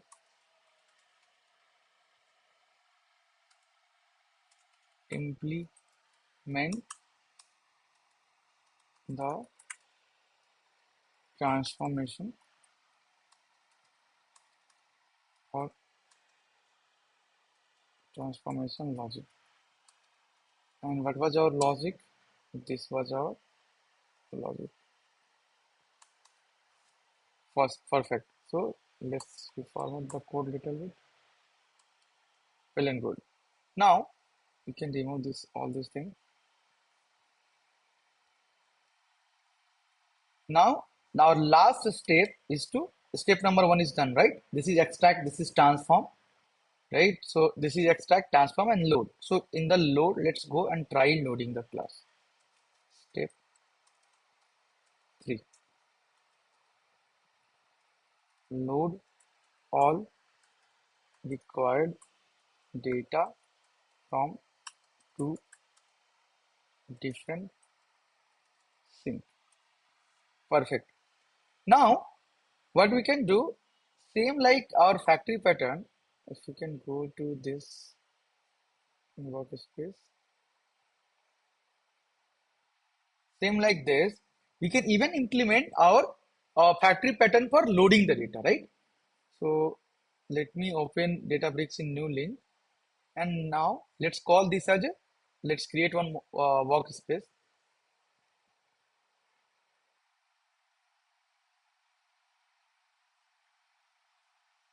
Let's create one notebook, and let's call this as a loader factory, which we will use to write our modular code, right? And we will implement one LLD, which is factory pattern. Let's call this data sync. The same way we have done for this, right? And we can even copy the code, and then it will save our time, and we can just rename it, right? So we will call this as a data sync. Load data frame. Let's call this as a load data frame. Perfect. Let's class load to data lake without, or let's first call name this thing load to data lake data sync.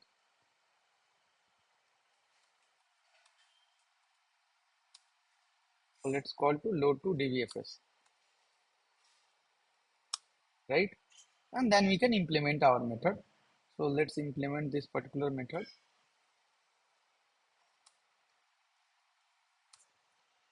And then we can say the same way we have done it here, right? Here, right? So here we can say return. We don't need to return it, right? We can simply load it. Spark dot write, and we can also define one method, because in load we will require the method, right? That it should be append mode, it should be overwrite mode, and what type of method, right? So let's define that too. Method, cool. Mode, and mode will be self dot method, and let's load the data. We will check the syntax, no problem. Self dot path. Perfect. The same way, let's define one more class. And right now let's do with partitioning. With partitioning. Cool. And let's see the partition by method. PySpark, let's search PySpark partition by while writing data. Right, let's go to the our favorite website, which is Spark by example. Right, let's go to and check the syntax here. So here this is a simple syntax. So we can simply copy this, go to our loader class, right, and we need to pass this, and we might need to pass this thing also. Let's also define one info method or params. Cool, because we might require some external parameters, right? So I'm just defining this as a params.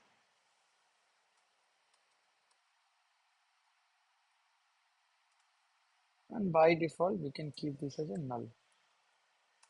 No problem. Cool,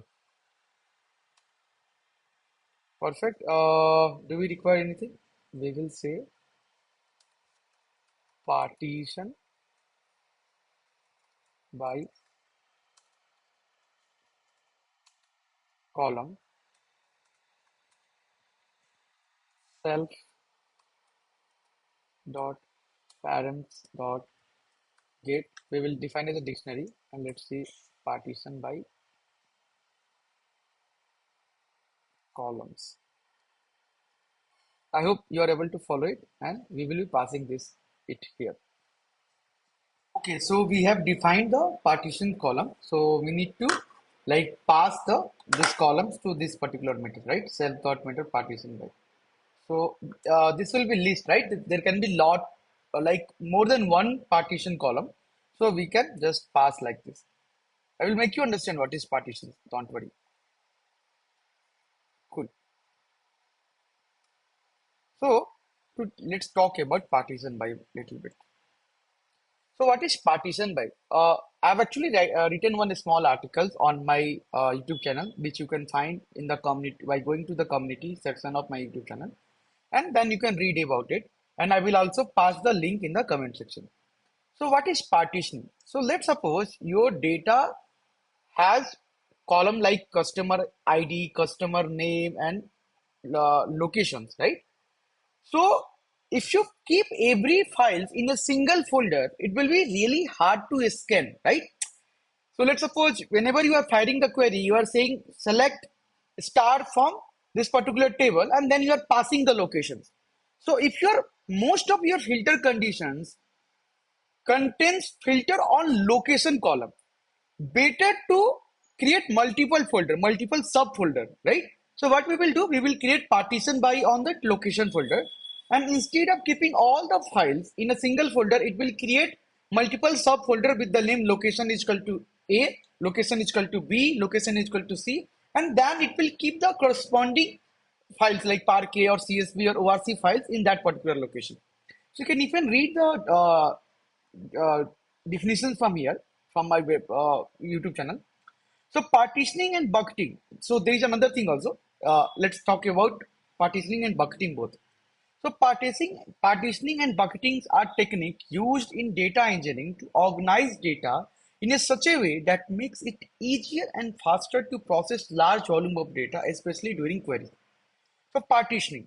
So it is a process of dividing the table into distinct parts based on the value of particular column or set of columns. We can even use one more columns, right? Each part is stored separately, which allows query to target a specific segment of the data to run faster. Well and good. The same way, when let's suppose you are having value of locations column, the cardinality of this particular column will not be high, because let's suppose you are having a country table. So in country, how many locations will be happen, how many like let's suppose locations determines your states. So you will not have 30 40 states, or not more than 10,000 locations, right? So you can provide partitioning there. But let's suppose when your cardinality, like when you are having very distinct number of records in that particular column, so instead of doing partitioning, we should do the bucketing. And what is bucketing? To make it very clear, let's suppose we wanted to apply bucketing. So this is the logical grouping of data. So let's suppose we are having one value from 1 to 10. So in bucketing, let's suppose it applies the hash functions, which is like divide by 2. So if it will go to that 1, and then it will do 1 mod 2. So some value will come. So 2 mod 2, some value will come. 3 mod 2, some value will come.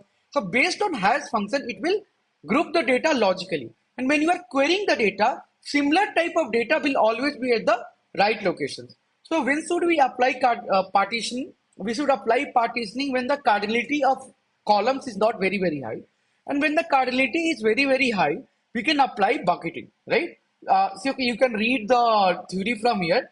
And I've also created lot of questions for you. I will be giving the link in the comments in my description of the video, which you can use to practice, or you can even go to community sections and try solving all these things. Okay, there are more than 15 to 20 questions which I collected from different people who are going through the interview. So these are the most asked interview questions. You can like go through these community sections and read the articles and then try solving the problems. Well and good. Let's go to our real code. So until now we were on loader factory, right? Okay. So this is correct. Let's define one method. Def get sync source. So this is the factory method, the same way we have done in the reader factory, right? So in the loader factory also we will be doing the same thing. Let's call this as, let's firstly pass the sync type, and then we require these three parameter, right?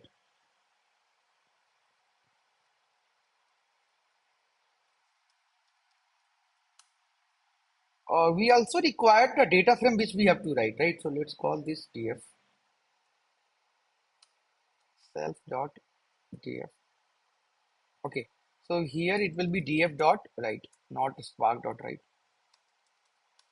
Df dot write mode, perfect, method load self path, and it will be save, not load. Load will be are called in at time of reading the data. Perfect. So we will say, let me just show it little bit. We will say if sync type is equal to DataBricks file system, then we will call which particular class? We will call this particular class, right? This is the normal load to DBFS. And here we are trying to create a structure of data lake. So in data lake, mostly nowadays people are using AWS S3 or Google Cloud Storage, right? This type of storage, but that will come with a different complexity. We need to set up the AWS account. We need to set up the IAM permissions and others. So that's why I wanted to keep the data on Databricks itself and like replicate the process. So when you start working with some company, instead of writing data to Databricks, you might have to write data to AWS S3, or you might have to write the data to Google Cloud Storage. But the process remains same. Instead of passing these locations of DBFS, you will pass the location of S3 bucket, or you will pass the GCP cloud storage bucket locations. That's the same thing. So we are just learning. So always keep your mind open. Don't just get stuck. Oh, Ankur has told that DBFS, that in DBFS only data lake can be created. No, data lake can be created at any distributed storage in S3, Google Cloud Storage, or any other place. Here we are just replicating process for learning the things, right? So here we need to pass these three things, right? I think we need to pass DF also. So we have to pass this three parameter to initiate this particular class. The same way,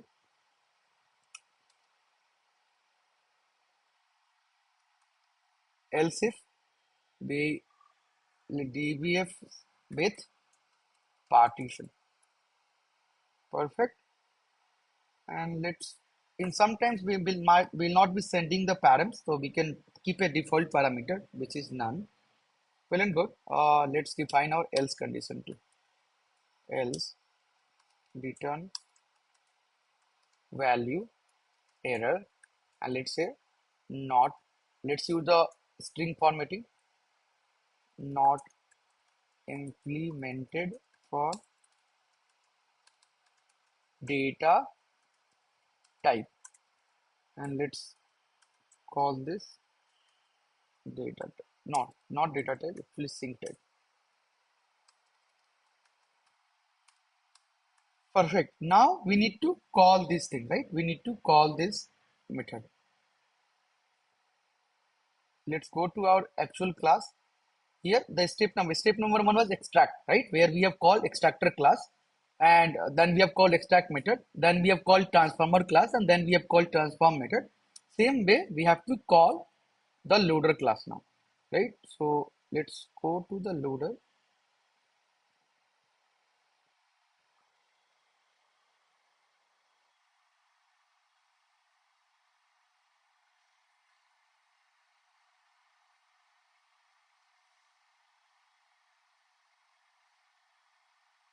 Hmm, it opened, it was taking some time. Okay, then now let's call this as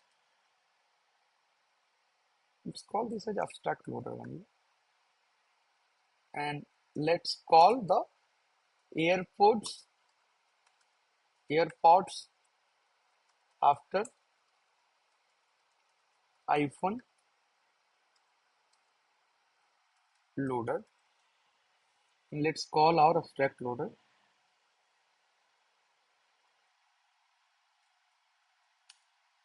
Perfect. And let's define our override method. Perfect.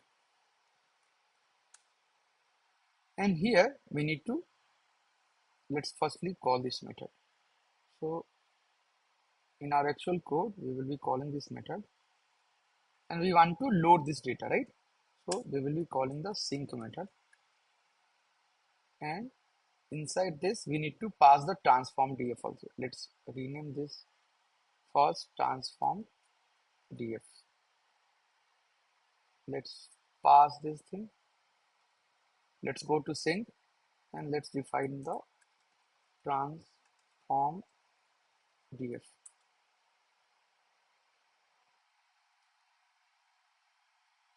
No, not here. Let's define it here.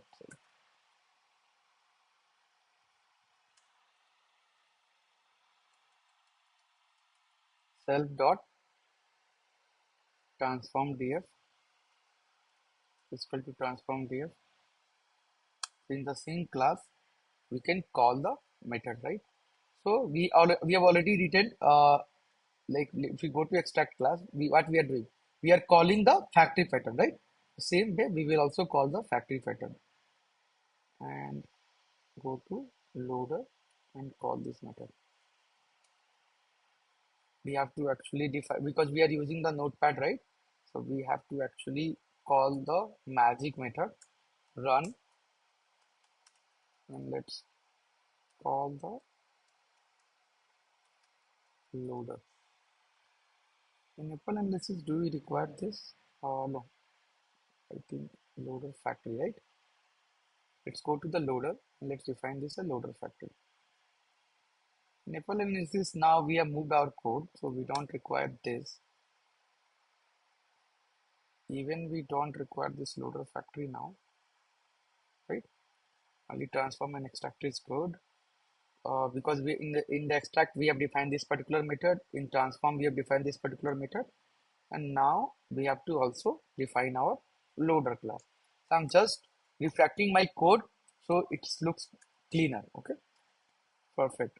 In loader class we have defined this method, and in loader class we have called the loader factory, right? So in loader factory, what all things required? Sync type, right? So for this sync type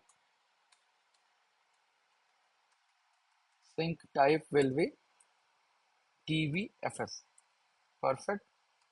Then what we required, let's copy this. For df, data frame will be self dot transform df, right? Because we wanted to write this data frame. Perfect. Then path will be, let's define the path, right? Let's go to the catalog. Let's go to DBFS. Let's go to the, sorry, let's go to DBFS. Let's go to the file stores.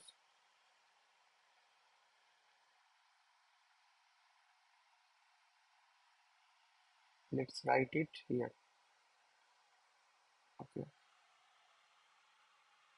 I've already created one folder, so you can just do like this. And let's go to this particular path. We wanted to write the data here, right? You can pass any other path. Everything is fine. But let's write it here. And I'm saying method is equal to, let's keep the override method. We want to overwrite all the data, right? To make it simpler, I'm just keeping it override method. And this will call the method, right? This will call the required class, and then we need to call this particular method, load the data frame. Then we will calling the load data frame. I hope you are getting, right? I'm just typing the code now because now you are in the flow. So don't want to like keep talking, and I'm trying to explain it by the real code itself.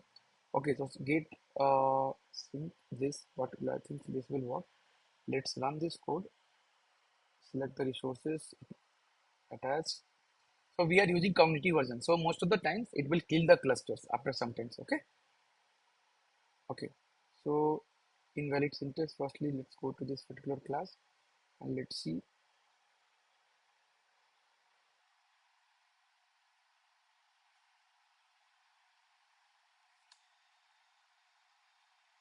Let's run this. Okay. Let's see the invalid. We have one error here. We need to pass this. We have not closed the closing bracket. Now all looks good. Let's go to the main class. Okay, so we have not defined we have defined the extractor, loaders. Cool. In the extractor, let's go to the extractor class. In extractor class, we should have defined this thing, reader factory, which we have defined.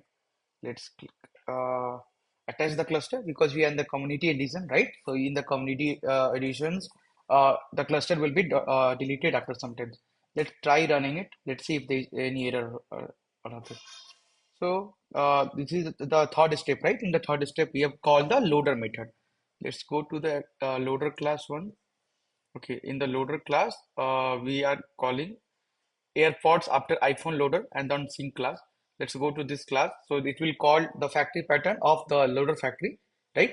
So the loader factory, this particular class get sync source, and here we have passed DBFS, right? We are simply loading to DBFS in a data lake manner, like we are simply writing to the files. Okay, so it will go and call this load to DBFS class. Let's see if there is some problem. What is the problem? Missing argument transform df. So we need to, okay, so in the sync, let's go to the loader, sync self, and then we have defined, okay, so here we have to define this, not here. Control X, let me pass it here because we are calling in the class initiation method itself. Like, let's run it. Cool. So let's go to this particular things. So it should load the data to these particular locations, right? So we have defined the path, right? And the method is override. Let's go to this particular path. Catalog, DBFS. Let's see if the runs. Okay, again there is some error. Load DBS object has no attributes DF. Load DBF, DBS to BF. Just 1 minute. Let's go to this particular class. Okay, data sync. Oh, so we made the mistakes here too. So this is self.df, right? Self.df, which we are defining here. Also there is one error, df, and this will be also self.df, right? Cool. What more? Let's run it again. Cool. So there's a lot of syntax error, but no problem. We are just trying to go like the real world case, right? That's why I'm not typing it beforehand and then demonstrating it, right? So I'm doing code by with you only. Cool. Uh, cool. It's trying to write the data. Let's go to the locations. If you can see, we will see that it has written the location code, right? And it has written the code in the Parquet manner, right? Because by default this is Parquet. Cool. So loader factory, DBFS, well and good. Perfect. So we have written the class. So we have at least completed. Let's go to our main analysis, FL analysis. Right, we have completed one ETL ETL workflow where we have defined one extractor class and then call the extract method. Then we have defined the transformer class and then defined the transform method. In the transformer class, we have also optimized our code by when we were simply applying the join, instead of simply applying the joins, we are now broadcasting the smaller data frames and applying the broadcast joins. And I've also made you understood that whenever like you are finding this type of theoretical concept like job, stage and task, broadcast join, partitioning and bucketing, feel free to go to my channel, like go to YouTube, right? Go to YouTube and just search for the big data show. Perfect. And then go to my channel. Perfect. Go to the community sections. You will find lot of good article about broadcast joins, partitioning versus bucketing, and then I've created lot of questions. So instead of just watching the video, I will suggest you to pause the video, go to this community sections. I will also pass the link in the comment sections. Go to this community sections and try reading the articles. Try solving it. That's the true sense of true way of learning. Okay. So I've created more than 1,000 of problems. So right now we are done with one ETL pipeline, right? So let's go to this particular things. So right now we have read the data from CSV file format and the Delta file format. Then we have used the factory patterns to read the data. And then in the factory pattern, we have defined abstract classes. In the abstract classes, then we have defined our subclasses. And with every data type, if every data type, we are calling the required classes, right? So, and with new, you will see that when we start creating the new pipeline, a new workflow, you will feel the beauty of this because in new workflow, we will be writing very less code. We have already defined our structure of the code. Like one extract class is already there to read the data from CSV. Extract class is already there to read the data for Parquet. One extract class is already there to read the data from Delta table. If any new things comes, then also we can add the new classes there, right? So our code is much more modular now, right? Then we have used the PySpark to write the transformation logic. We have applied one transformation right now. We are going to apply some few transformations, but the first transformations, what we have done is to find the customers who have bought AirPods just after iPhone, right? So if someone is buying AirPods after iPhone, we have find out the customer info of that, and then we have loaded data to data lake format, right? So in this way, like we have done at least one flow, right? So well and good, and we have also understood like we have created lot of theoretical concepts, and let's go to this, right? So we have created clusters, switch on to DBF, uploaded required CSV, create data table, all done. Understand factory pattern, this is also done. Create one abstract leader which will use factory pattern. We have created this, right? Required extractor and transformer loader class done. Required utility class done. Then we have learned about Spark sessions, right? So and while loading the data from CSV and Parquet, we have also learned that right now we have not read from Parquet, but I made you understand that Parquet is much better in terms of analytical pipeline, which we generally do in our data engineering pipeline, like big data pipeline. Because the columnar file format, the data will be stored in a column functions, right? One column at one location, another column at another location, and then third column at another locations. So in data engineering world, whenever we are calling out of 100 columns, we will be only selecting few columns. And in columnar file format, it is very easy to read from the disk because the most of the similar type of column, like the same columns are stored at the same locations. And then there is a concept of predicate pushdowns, predicate pawning. The predicate pushdowns, so it's like whenever you are applying where clause, it will actually take the where clause and shift it to the columnar based file format. Like whenever you read from the data, it will actually read the less data by applying the filter. That is called predicate pushdown. There is something called predicate pawning. What does that mean? That if you select, let's suppose you are file format has 10 columns and you are only selecting two columns, it will only select two columns instead of selecting all the columns altogether. Like it is smart enough. I've also created a lot of good problems on what you call column versus row based file format. And just how I remember, I've also written one small article, very good article which got very famous on LinkedIn. Let me go to my website. Okay, and let's go to the this is my LinkedIn page. You can just search Ankur Ranjan here. You will find it. Cool. So let's go to the feature items.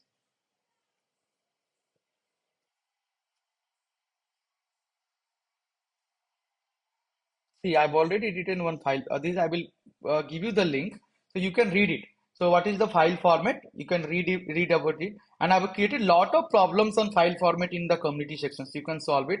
So I've written this article. I will also pass this link of the articles in the descriptions box, so that will help you, right? It's okay. So now we have created one pipeline and let's see if we are missing something till now. Okay, we have talked about narrow versus wide transformations. In wide transformation, shuffling is required. So wide transformation are like join, group by. Narrow transformations is like filter, right? Filter type where the shuffling is not required. We have also talked about broadcast and we have also implemented it. Then we talked about job, stage, and task. What is job? So job is whenever you call one action in a Spark, it will create one job, right? And whenever some wide transformations like shuffling of data is required, then it will create the stages. And with respect to number of partitions available in the executor machines, the stages will be further divided into tasks. I've also written one small articles and created lot of good questions for you, right? Which you can find in the community sections.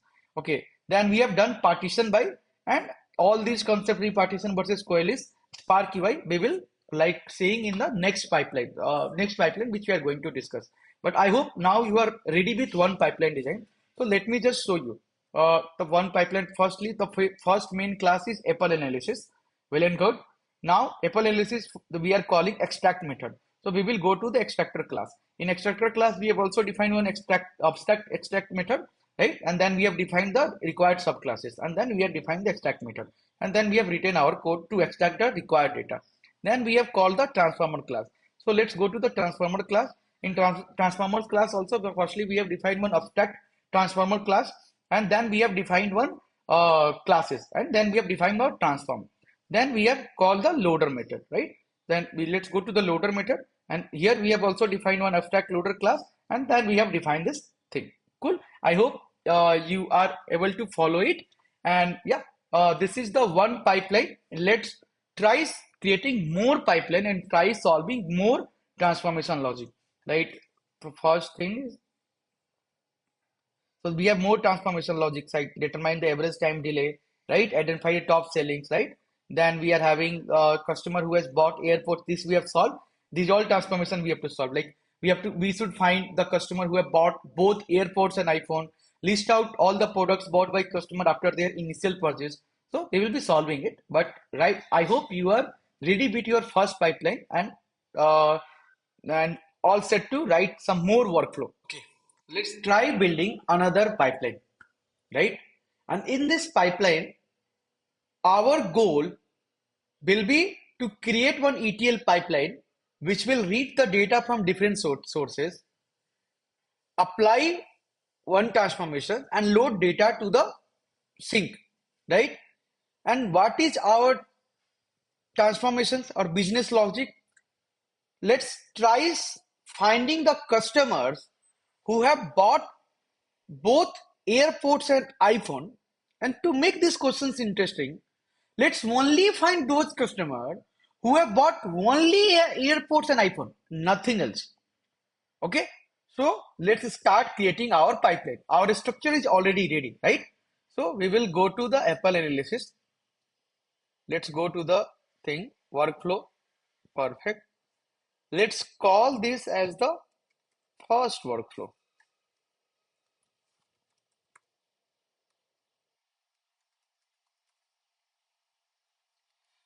What was our first workflow? The workflow, this was the pipeline, ETL pipeline to generate the data for all customers who have bought airports just after buying iPhone. Well and good. Now we will define our next workflow. Let's define the next workflow in the next part. Just 1 minute.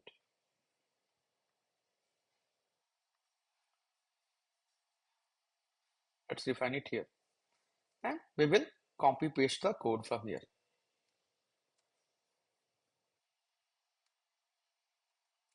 The next workflow will be, let's call this as a second workflow. Cool. Second workflow. Second workflow. Cool. Let's define one workflow runner class now because we now have more than one workflow. So we should define some workflow runner, which will help to call the required workflow.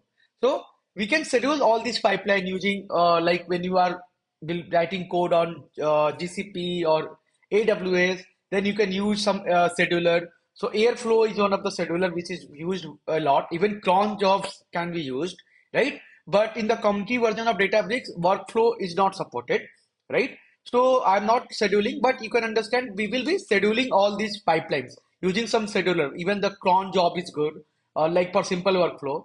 Otherwise, you should use some good sophisticated workflow, scheduler and an orchestrator like Airflow, where the astronomer is one of the commercial thing of the Airflow. So you can use astronomer in your company. There are things in all the cloud provider, right? In GCP we have the things in AWS we have other scheduler which you can use.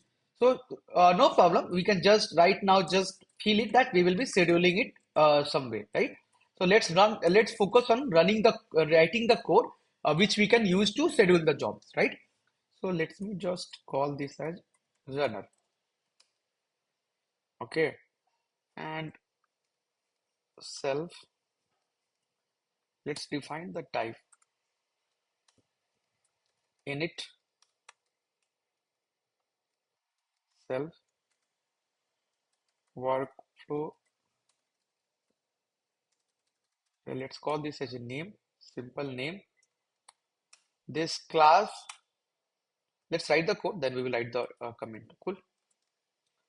Let's call self dot name is equal to name.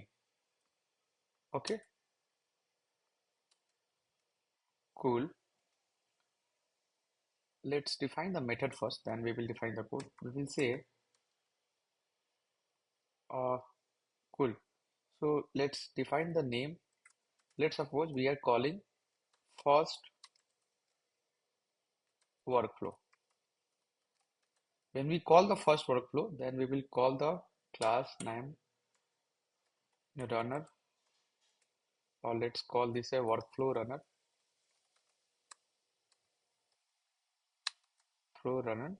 and then we will say workflow, and we will pass the name, right?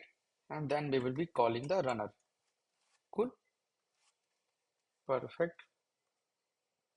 Uh,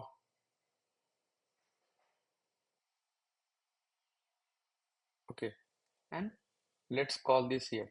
If self dot name is equal to, let's write one switch and case when statement. Just simple if else is fine.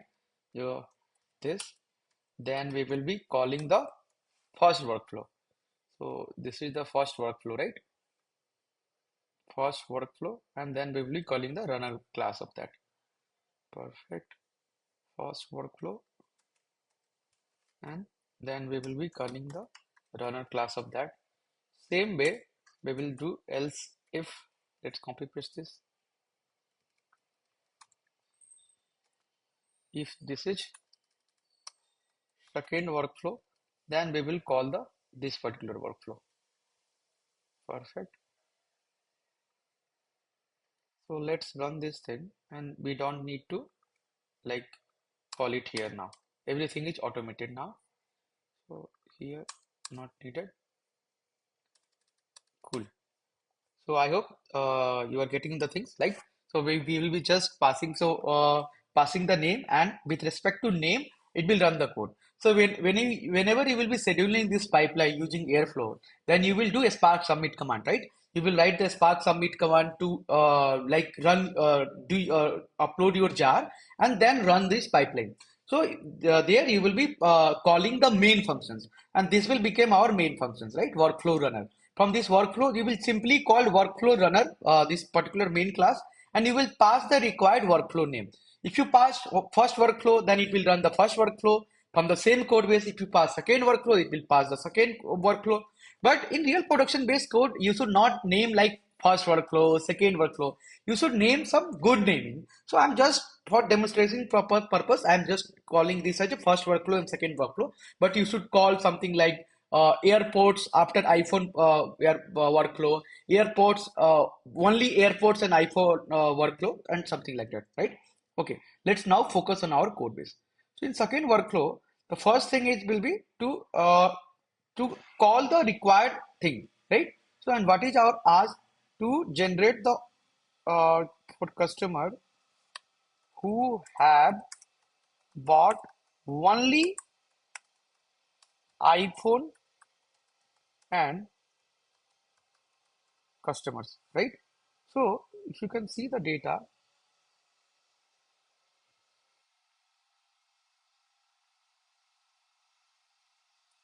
right? This can be solved using two data itself, like the transaction and customer data. Because in transactions, your information is there, right? Whatever the customer is buying, and then you can join the this customer name table, right? So you can even use the same class, this airports after phone extractor. So if you go to this particular extractor class, you will see that it is returning all returning these transactions and the customer input, which we required, right? So which we required, these two things we required. So we can even call this method. So our method will remain same. This airports after iPhone extractor, cool.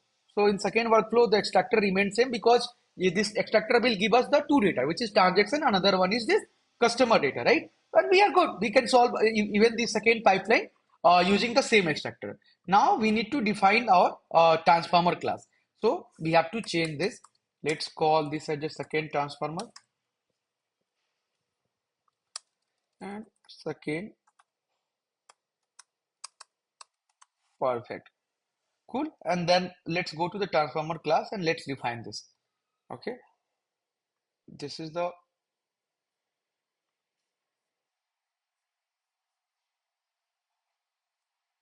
okay. So I'm giving good naming convention. Previously I was doing first transformer, but I've written only airports and iPhone, right? So we should do like that.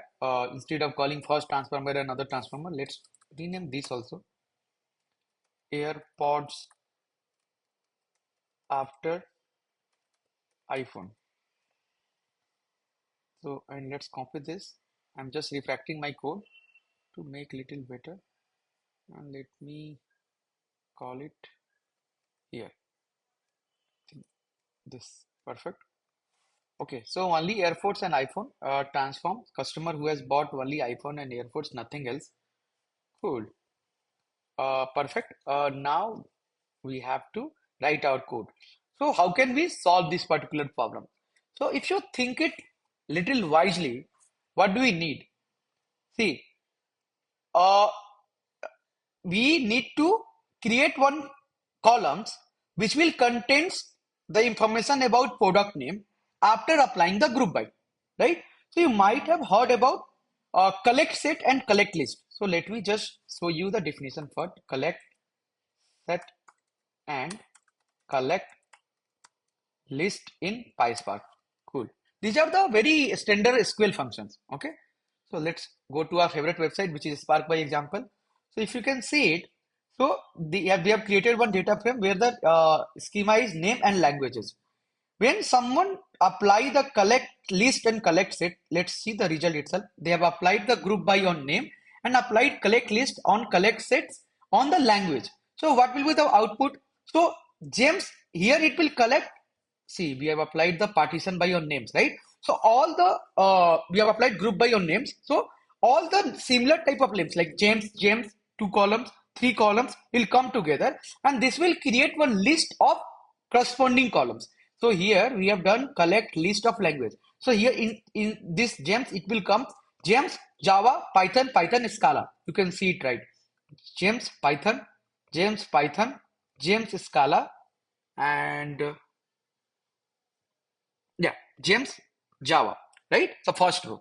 The same way for Anna, it will create one more rows, Anna and the required language, right? Maria and this. And what is the difference between collect set and collect list? It is just the simple difference. What is the difference between list or array or set? In set, we cannot have duplicate value. Well and good. So in collect set, if you apply collect set, the duplicate value will not be there. Like we have Python 2 times. Here we will not we have the Python 2 times. We only have 1 times, right? So if we do the same thing on this particular thing, so for 105, if we apply collect set, so for 105, what will come? iPhone and another AirPods and then MacBook, right? In 106, it will be iPhone, right? MacBook and is there any 106? For 107, AirPods, iPhone, right? So in this type of list will be created. Let me just show you. Let's go to the transformations, okay? And let me just write the code, okay? Let me call the grouped df. Cool. And firstly, we have to let's go to this particular class. We have to get the transactions df, right? So let's call the transactions df.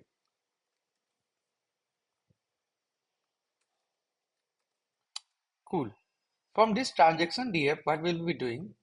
We will be, if we go here, what is the syntax? We have to apply the group by and then apply the aggregations, right? So we will do group by, and on which particular column we will be doing the group by? On customer ID, right? So we will be doing on customer ID, and then we will be doing applying aggregate, and inside aggregate functions we will be calling collect set, because we want the distinct result, right? Not the duplicate result. Let's just call this collect set. Cool. In the collect set, we will be perfect. In the collect set, what we will be doing? In the collect set, we will be calling the which particular column? We will be calling the product name, right? We will be doing the product name. Perfect. And let's give the alias. How to give the alias? In the alias, we have to do like this, right? So let's call this as alias,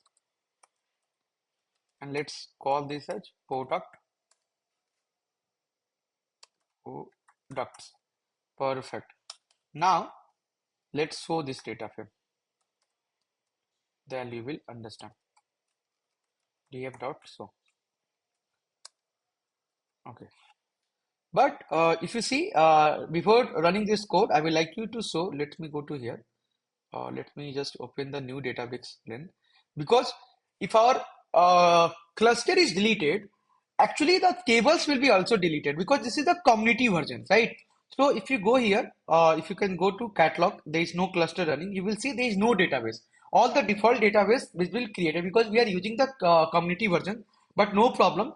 We can create the things, right? So I've also like you can create table either by going here and then selecting dbfs, then going to these locations, tables, right?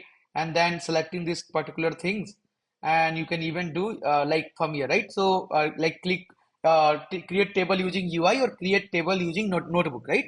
So yeah, let's do it from here itself. Create table in notebook. So it will just give this. So I've already written this code, and where I've given the required name, the customer delta tables. So, and when you run this code, it will actually say that it will not run. It will say that this data is already present in this particular locations. because even if the tables are deleted, the data does not get deleted. It is stored in this particular locations. If you can see it in the, it is stored here, right? So this will create problem for you. So we have to firstly delete the existing files on which the delta table was created. So let me firstly, we have to turn out one cluster. All the clusters will be also lost in the community version. So let's create one new clusters. Let me call cluster 11. Perfect. Let's run it. It will start in some time. Let's it is just taking some time. Let's try to see this code. This is the predefined code which I have generated after clicking, like after going to this catalog, going to create tables command, right? And then selecting database, DataBricks file systems and going to the required file on which we have to create the delta table, right? Because our source is one of the delta table here, right? So for doing this, we have created one delta table, right? So if you go to this particular thing, then you can either create table using UI or either create tables using notebook. So it will generate some code for you. So let's see the code. It will in this particular code, it has firstly defined the file locations. So this is our file location, right? File type is CSV. Info schema, we have kept it true. First row, I've kept it true. By default, they keep it false. So you have to change it to true. Cool. Then I have passed the delimiter. Okay, I passed the delimiter and like comma, and then I've written this particular code to load this data. Then we have created like normal delta tables, and then we have saved it using this. Like by default, this will come as commented. You need to uncomment it. It's also written it here. If you read this, then you will understand that you have to uncomment this line. So it is taking some time. Let's go to the code till now, and let's see if we have if our every code is correct or not. Okay, only airports and iPhone. Then we have written transforms, transactions, input.df, transactions df, group df. Let's also write the join conditions too, right? We can simply copy the join condition from here, right? This, let's copy paste this code because we will be requiring the same type of code. Paste. So here we have to change the filter statement, right? We have to change the filter statement and say something like call of products, right? Because we wanted only those customer who have only what do you call who has only iPhones and airports. So we will say products dot contains iPhone, and then we will say and call of products. It should also contain airports and even the size of products, right? COL products, like size of our sets or array, like we are defining sets, should also be equal to 2, right? Size equal to 2. I hope this syntax is correct. We will correct it if there is something wrong. Let's see first if our compute is created or not. Okay, let's change the clusters by default. Let's go to the next cluster, confirm. Cool. Let's go to the transformer also. Let's change the cluster. Okay. Okay. So this is our filter DF, and after this filter DF, uh, do we need this order by clause? No. Right. Input DF. Then we are doing customer input. We have got the customer input tables. Like you can see the beauty of using this factory pattern. Now I'm writing less coded and doing more things. I don't have to define the full ETL pipeline, full big data pipeline starting from scratch. I am only focusing on transformer now, right? So we have got the customer tables because if we do the group by, we will only get the result get the customer ID, right? We need to enrich this data by joining this table and then we will get customer name and the locations of that particular customer. And here also we can do the broadcast because, right, see, after doing the filter, this will become very less. Like only there will be few out of thousands of data, there will be only few customers who have bought only airports and only iPhone, right? So we can apply the broadcast join here, and then we can return these things, right? And let's go to the Apple analysis, and let's go to this particular sync class. Uh, Transformer is ready, right? So let's go, transformer is ready. So we will now go to loader class and define our another loader, right? So you can say, let's copy this code and define another loader. Perfect. Then let's call this only AirPods and iPhone. Let's keep the I capital. Perfect. And we will define, let's keep this only iPhone. Perfect. Then method will be same and this will be same. Cool. I think we are good.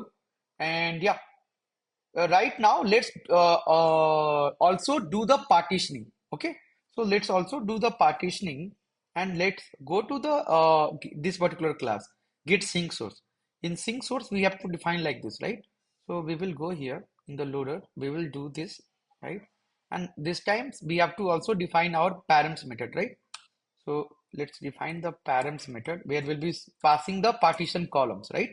So he will be, let's define the things. Let's go to the here. So here we have defining params, right? So we have to define like this. Let's define the key and then let's do the thing on locations. We can define the partition on locations, right? So let's go here and let's do this. Perfect. And let's pass the params now. Params is equal to params. Cool. Let's check this. Confirm. I think our cluster is created. Let's go to this code.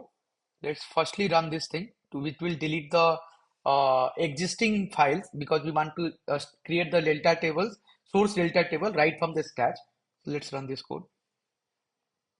It will take couple of minutes. True. Now let's comment it and let's run all the code. It will create one customer delta table for us, one table for us. Okay, well, delta table for us. Okay, let's wait for a couple of minutes and then we will see. Cool. It's taking some time. Let's wait. If this goes successful, then in the catalog, if you go to catalog, then we will see that one table will be created, one default database will be created, and one table will be created. Cool. Let's go to the Apple analysis. Perfect. Is there anything we are missing? Let's check the syntax. Workflow runner, name this first workflow, self.name, second workflow dot runner. Then we will go to this particular class. It will call the runner, and then it will call all the required extractor, transformer, and this. Cool. In the second transformer, let's go to transformer class. Okay. So no, it's not the second. Sorry, we have named the transformer class, good naming, right? So we should not call this like this. We should call actually this. Perfect. Airports after actually the loader also in the loader class, we have to call this particular class, right? Not the above class. Let's go to this and change this. And even let's rename this column only AirPods and iPhone. Cool. Perfect. Let's copy it. Let's do this. Okay, I hope now table will be okay. Yeah, it has created. Now you can see it right also, right? So one table is created with the name customer delta table persist. We have given this particular name, right? So this table is created. Now let's go to our things and let's call run all class. If something is wrong, we will okay, transform. Let's go to transform. Let's first run it. There is some error here. Okay, this is dot. So now run it again. Transformer is not defined. Cool.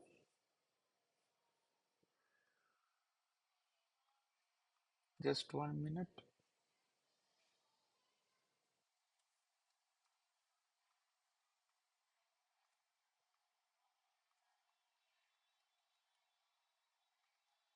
Okay, transformer class. Let's run this thing again. I might have done some mistakes. Okay. Oh, actually, there was a spelling mistake. Okay. So yeah, this is running. Let's run it now. Okay, this ran. Okay, this will not be called because in the runner. Okay, this is running. So when a Spark job is running, cool, cool. So right now, so we can see it. Uh, okay. Let's wait until it run. Right.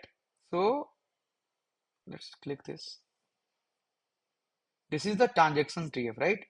This is the transaction DF, which is like 1 minute. Transaction efforts after buying iPhone. No, no. I think we have not changed the comments. Join DF. Okay. Transaction in transforms, filters, right? And we should name like give some comment or some so we will understand. Only AirPods and iPhone. And before that, we should also write some print statement. Print group df. Now let's, oh, we have defined we should have called second workflow now. Why we are calling one first workflow? Now let's run this.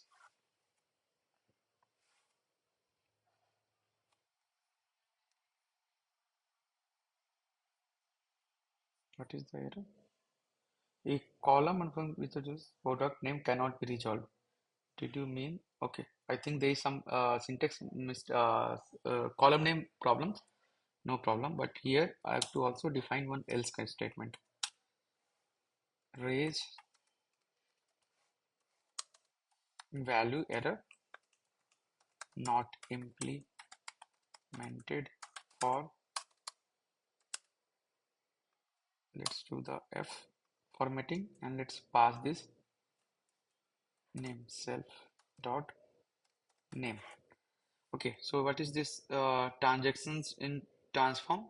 Okay, so let's go to this and let's search for this. Let's go to our transform. Okay, so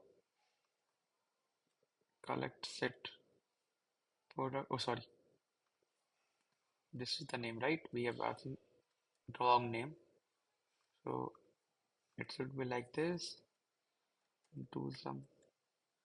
Okay, let's search if we have done some more mistakes. Cool. I think product name is products. Cool. Now let's run it. Okay. So this run last again. There is one more error. Cool. Transform df is not defined. Workflow runner. Second workflow dot runner. So yeah. So transform df.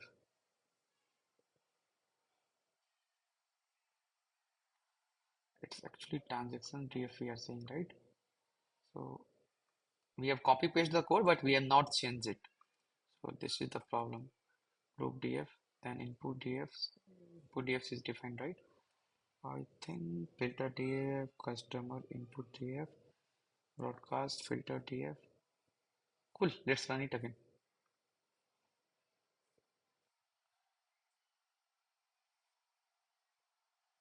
Okay, so at least it ran till here.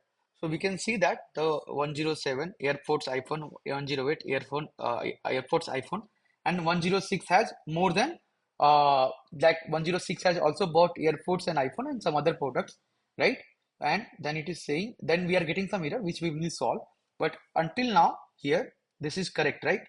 Filter TF. So sorry, I think this problem is here about size of collect set PySpark. Let's see it. Okay, so we should define like this. Perfect. Let's go to this. It took a lot of time, but no worries.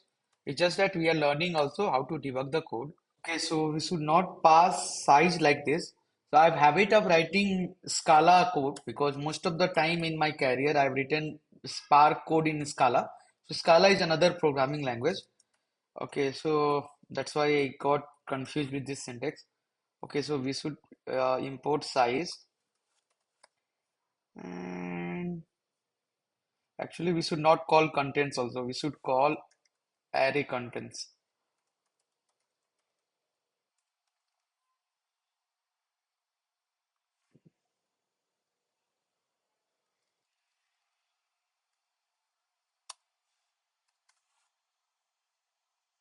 and we should also call array contents here.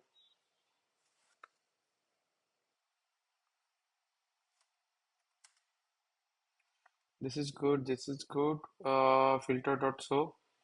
Cool. Let's call the array contents here. Let's import it. Array contents. Perfect. Okay. So filter dot show customer input dot this is correct. Okay. Let's go and try. So extractor will same only. So it will be correct. Transformer we have checked. Let's go to this particular loader class. Okay. DFS then this. Okay. Sync type this. So we will go to the loader factory class. Okay. Load DFS with partition. Okay, we should call this particular class, right? We are calling the same class. Here, the data sync is equal to this data DBS with partitions. Then we are calling partition by column. Serve dot parents dot get partition by column. Df dot write dot mode self dot oh, d partition by column. And this is also incorrect. What more? Yeah,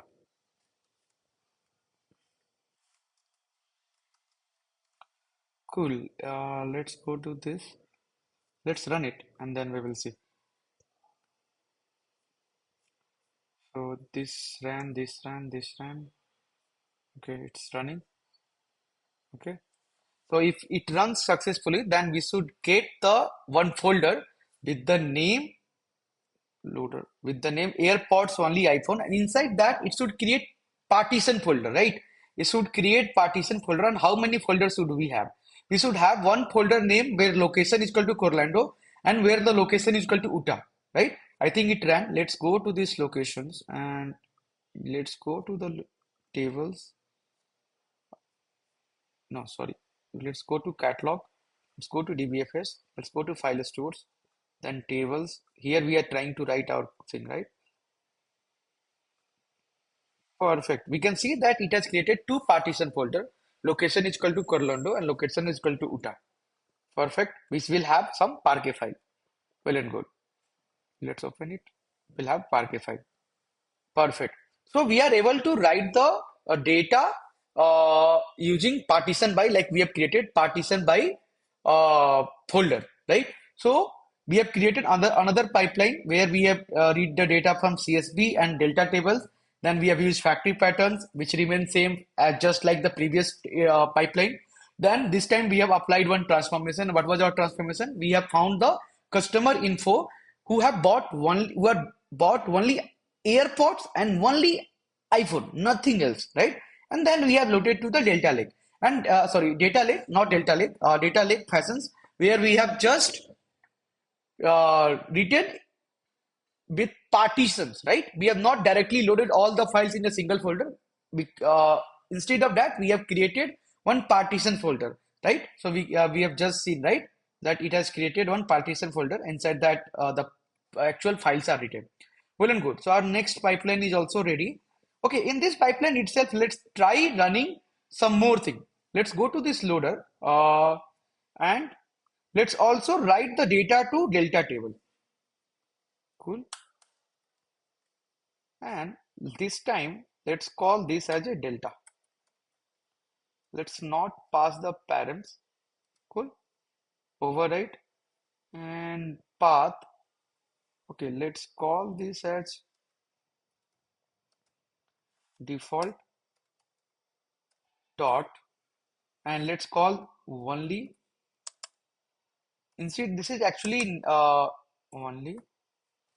This is the name of table, but I'm just passing in the path variable itself. Only AirPods and iPhone. Now we have to define this class for delta table also, like delta table load also, right? So right now, let's define one more class. Let's copy this and do this, and let's do this delta, and let's call another class.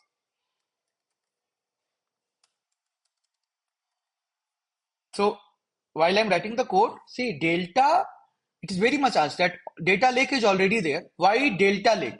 So delta lakes provide ACID transaction supports. Uh, you might have used Oracle, MySQL Server, Postgres, and other. There the ACID transaction supports is there. So just like that, data lake directly does not support ACID transactions.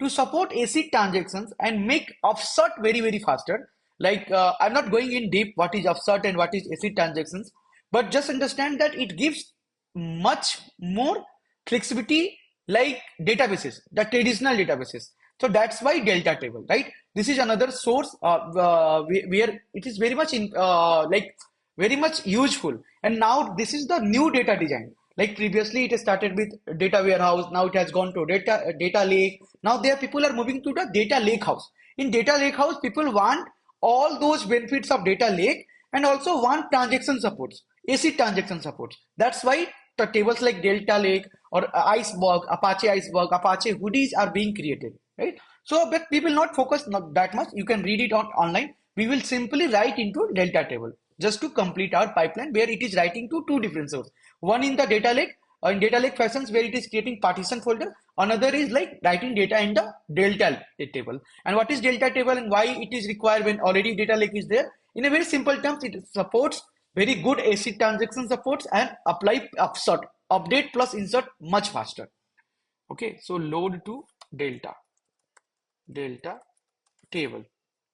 Cool. Let's call this class.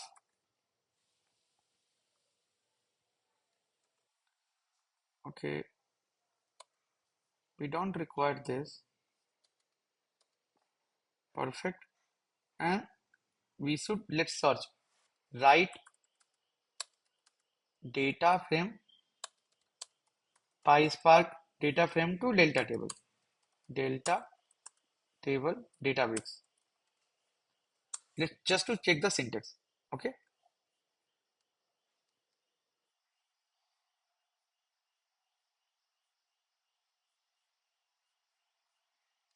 Let's use this only.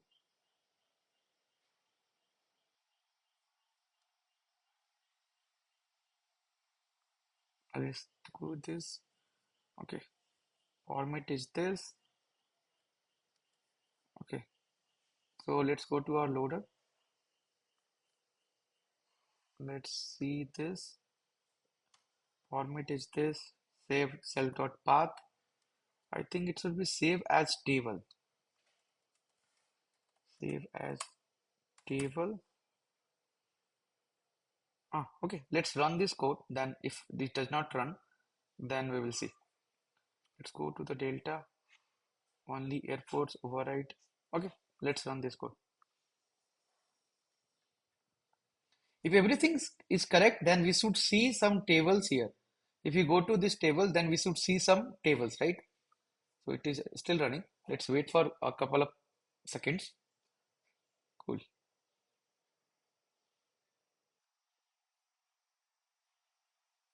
I think it ran.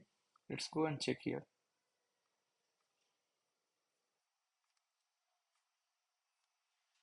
Okay, so we can see the table is created, right? So our syntax was correct. Hopefully, this time we have written right PySpark syntax. But yeah, you can see the table is created. One delta table is created. Okay, great. So our another pipeline is also ready, where we have read data from different sources like CSV and delta table. Then we have used low-level designs, written factory patterns, and then we have used PySpark to write our transformations. And then we have created different extractor, transformer, and loader classes. And in the loader classes, we have loaded data to in the data lake fashions, like in a simple files, in a Parquet files, and also in a Delta Lake fashion. Like we have also loaded data to Delta Lake, Delta table. Well and good. I hope the second pipeline you have got it, and now you are in much more comfortable positions. We will be covering one more, covering one more transformations and covering one more pipeline. Uh, and let's see what you can do. Otherwise, we can do one more thing. Like this video is already going very long. So I have told you to create, like I have shown you how to create pipeline for two different things, right? Let's go to this. So I've shown you for this particular logic, one pipeline for this customer who has bought AirPods and after buying iPhone, just after buying iPhones, then we have solved customer who have bought only AirPods and iPhone. Now you should create multiple different pipeline. Like you should create pipeline to determine the average time delay buying an iPhone and buying an AirPods. And you should create one pipeline to determine identify the top three selling products. So you should create multiple notebook, multiple pipeline. Like you should go to Apple analysis the way we have done, right? You should like create one more workflow, right? In third workflow, fourth workflow, then you will be changing code here, and with that workflow, you will be like calling the extract method. Then you will be calling the transform method, and then you will be loading data to data. You can load data to any other places. We have shown you how to load data to in a data lake fashions. The data lake we have created on top of DataBricks file system itself. You can create data lake systems on top of S3, AWS S3, Google Cloud Storage. Then we have loaded data to Delta Lake on the DataBricks itself. So you can change the source. You can change the source from CSV to ORC, or even you can create JDBC connections. Like you can take the data from uh, some RDBMS like Postgres, MySQL, Oracle, and then you can create one JDBC connections that will help you to read the data to Spark. Using JDBC connection, you can read data from MySQL, Postgres, and others. And then you can write your transformation logic and then load it to data to data lake or data warehouse or delta tables. You can do anything, right? And once you do that, then you can package these things and you can use the scheduler like Airflow, right? Airflow or even normal cron is also fine. But if your ETL pipeline is very simple, so many cloud providers like GCP and AWS provide their own scheduler. You can use that schedulers to run your pipeline. So I hope you have got the gist now how to create the production ready pipeline. And we have followed many concepts. And we have also like shown you that I've written lot of articles on this community page of YouTube. Like you can go to my channel, search my YouTube, and then go to community. Then you can read about broadcast join. You can solve the problems broadcast join. Even in our pipeline, I have demonstrated how to use broadcast join, when to use broadcast join. You can all solve all these problems. Like then if you can go down, then you will see that I've written lot of articles, right? So articles on repartition coalesce, right? Let me just go down. So articles like catalyst optimizers, right? Partitions by and partition by and bucketing. All these things I've written, and then I've written lot of questions which you can practice. Don't just read, watch the video. Always try to type the problem statement. Try to write the code. Then you will understand. Then you will feel confident, right? You can use this community page to solve more than 1,000 problems, which I've collected from different interview. And yeah, you can read a Spark by examples to clear your doubt. And in next coming video where I'm going to demonstrate some more complex big data pipeline, and I will help you to create a wonderful project, right? So yeah, let's meet in the next video and let's create some more big data pipeline, more data engineering pipeline in a much more beautiful way, much more robust way. We will use some more low level design like singleton, companions, and lot other things. So you have just like that you have like here you have learned about factory pattern, right? So I think we have covered most of the things. Yeah, repartition versus coalesce I have not covered, but you can read the articles here and then you can understand. So repartitions is usually used to increase or decrease the number of partitions. It requires shuffles, whereas coalesce is much more about decreasing the partitions. But sometimes coalesce can lead to the uneven distributions because coalesce does not do the shuffling, and that can also create a problem instead of solving problems. So yeah, that is the things. Then we have solved created two pipeline. One pipeline on the customer info like pipeline for generating the customer information who are buying airports up just after iPhone. Another pipeline where we have demonstrated the customer informations who have bought both airports and iPhone. And then I've asked you to generate more pipeline to determine the average time delay buying an iPhone and buying an airports for each customer. You can create another pipeline. Then you can also generate pipeline for to identify the three selling products in each category by total revenue, right? So you can do lot of things. Once you start writing code, then only you will do lot of things. If you keep watching the theoretical concept, keep reading the theoretical concept, sorry to say, it will not help. Keep writing code, and yeah, let's meet in the next thing and learn more things. Until then, bye bye. And if you have liked my effort, I will suggest you to go to community sections and solve the problems, and also like my channel and subscribe to the channel. Thank you. Bye bye. Let's meet in the next video and let's learn more things. Keep learning. Goodbye.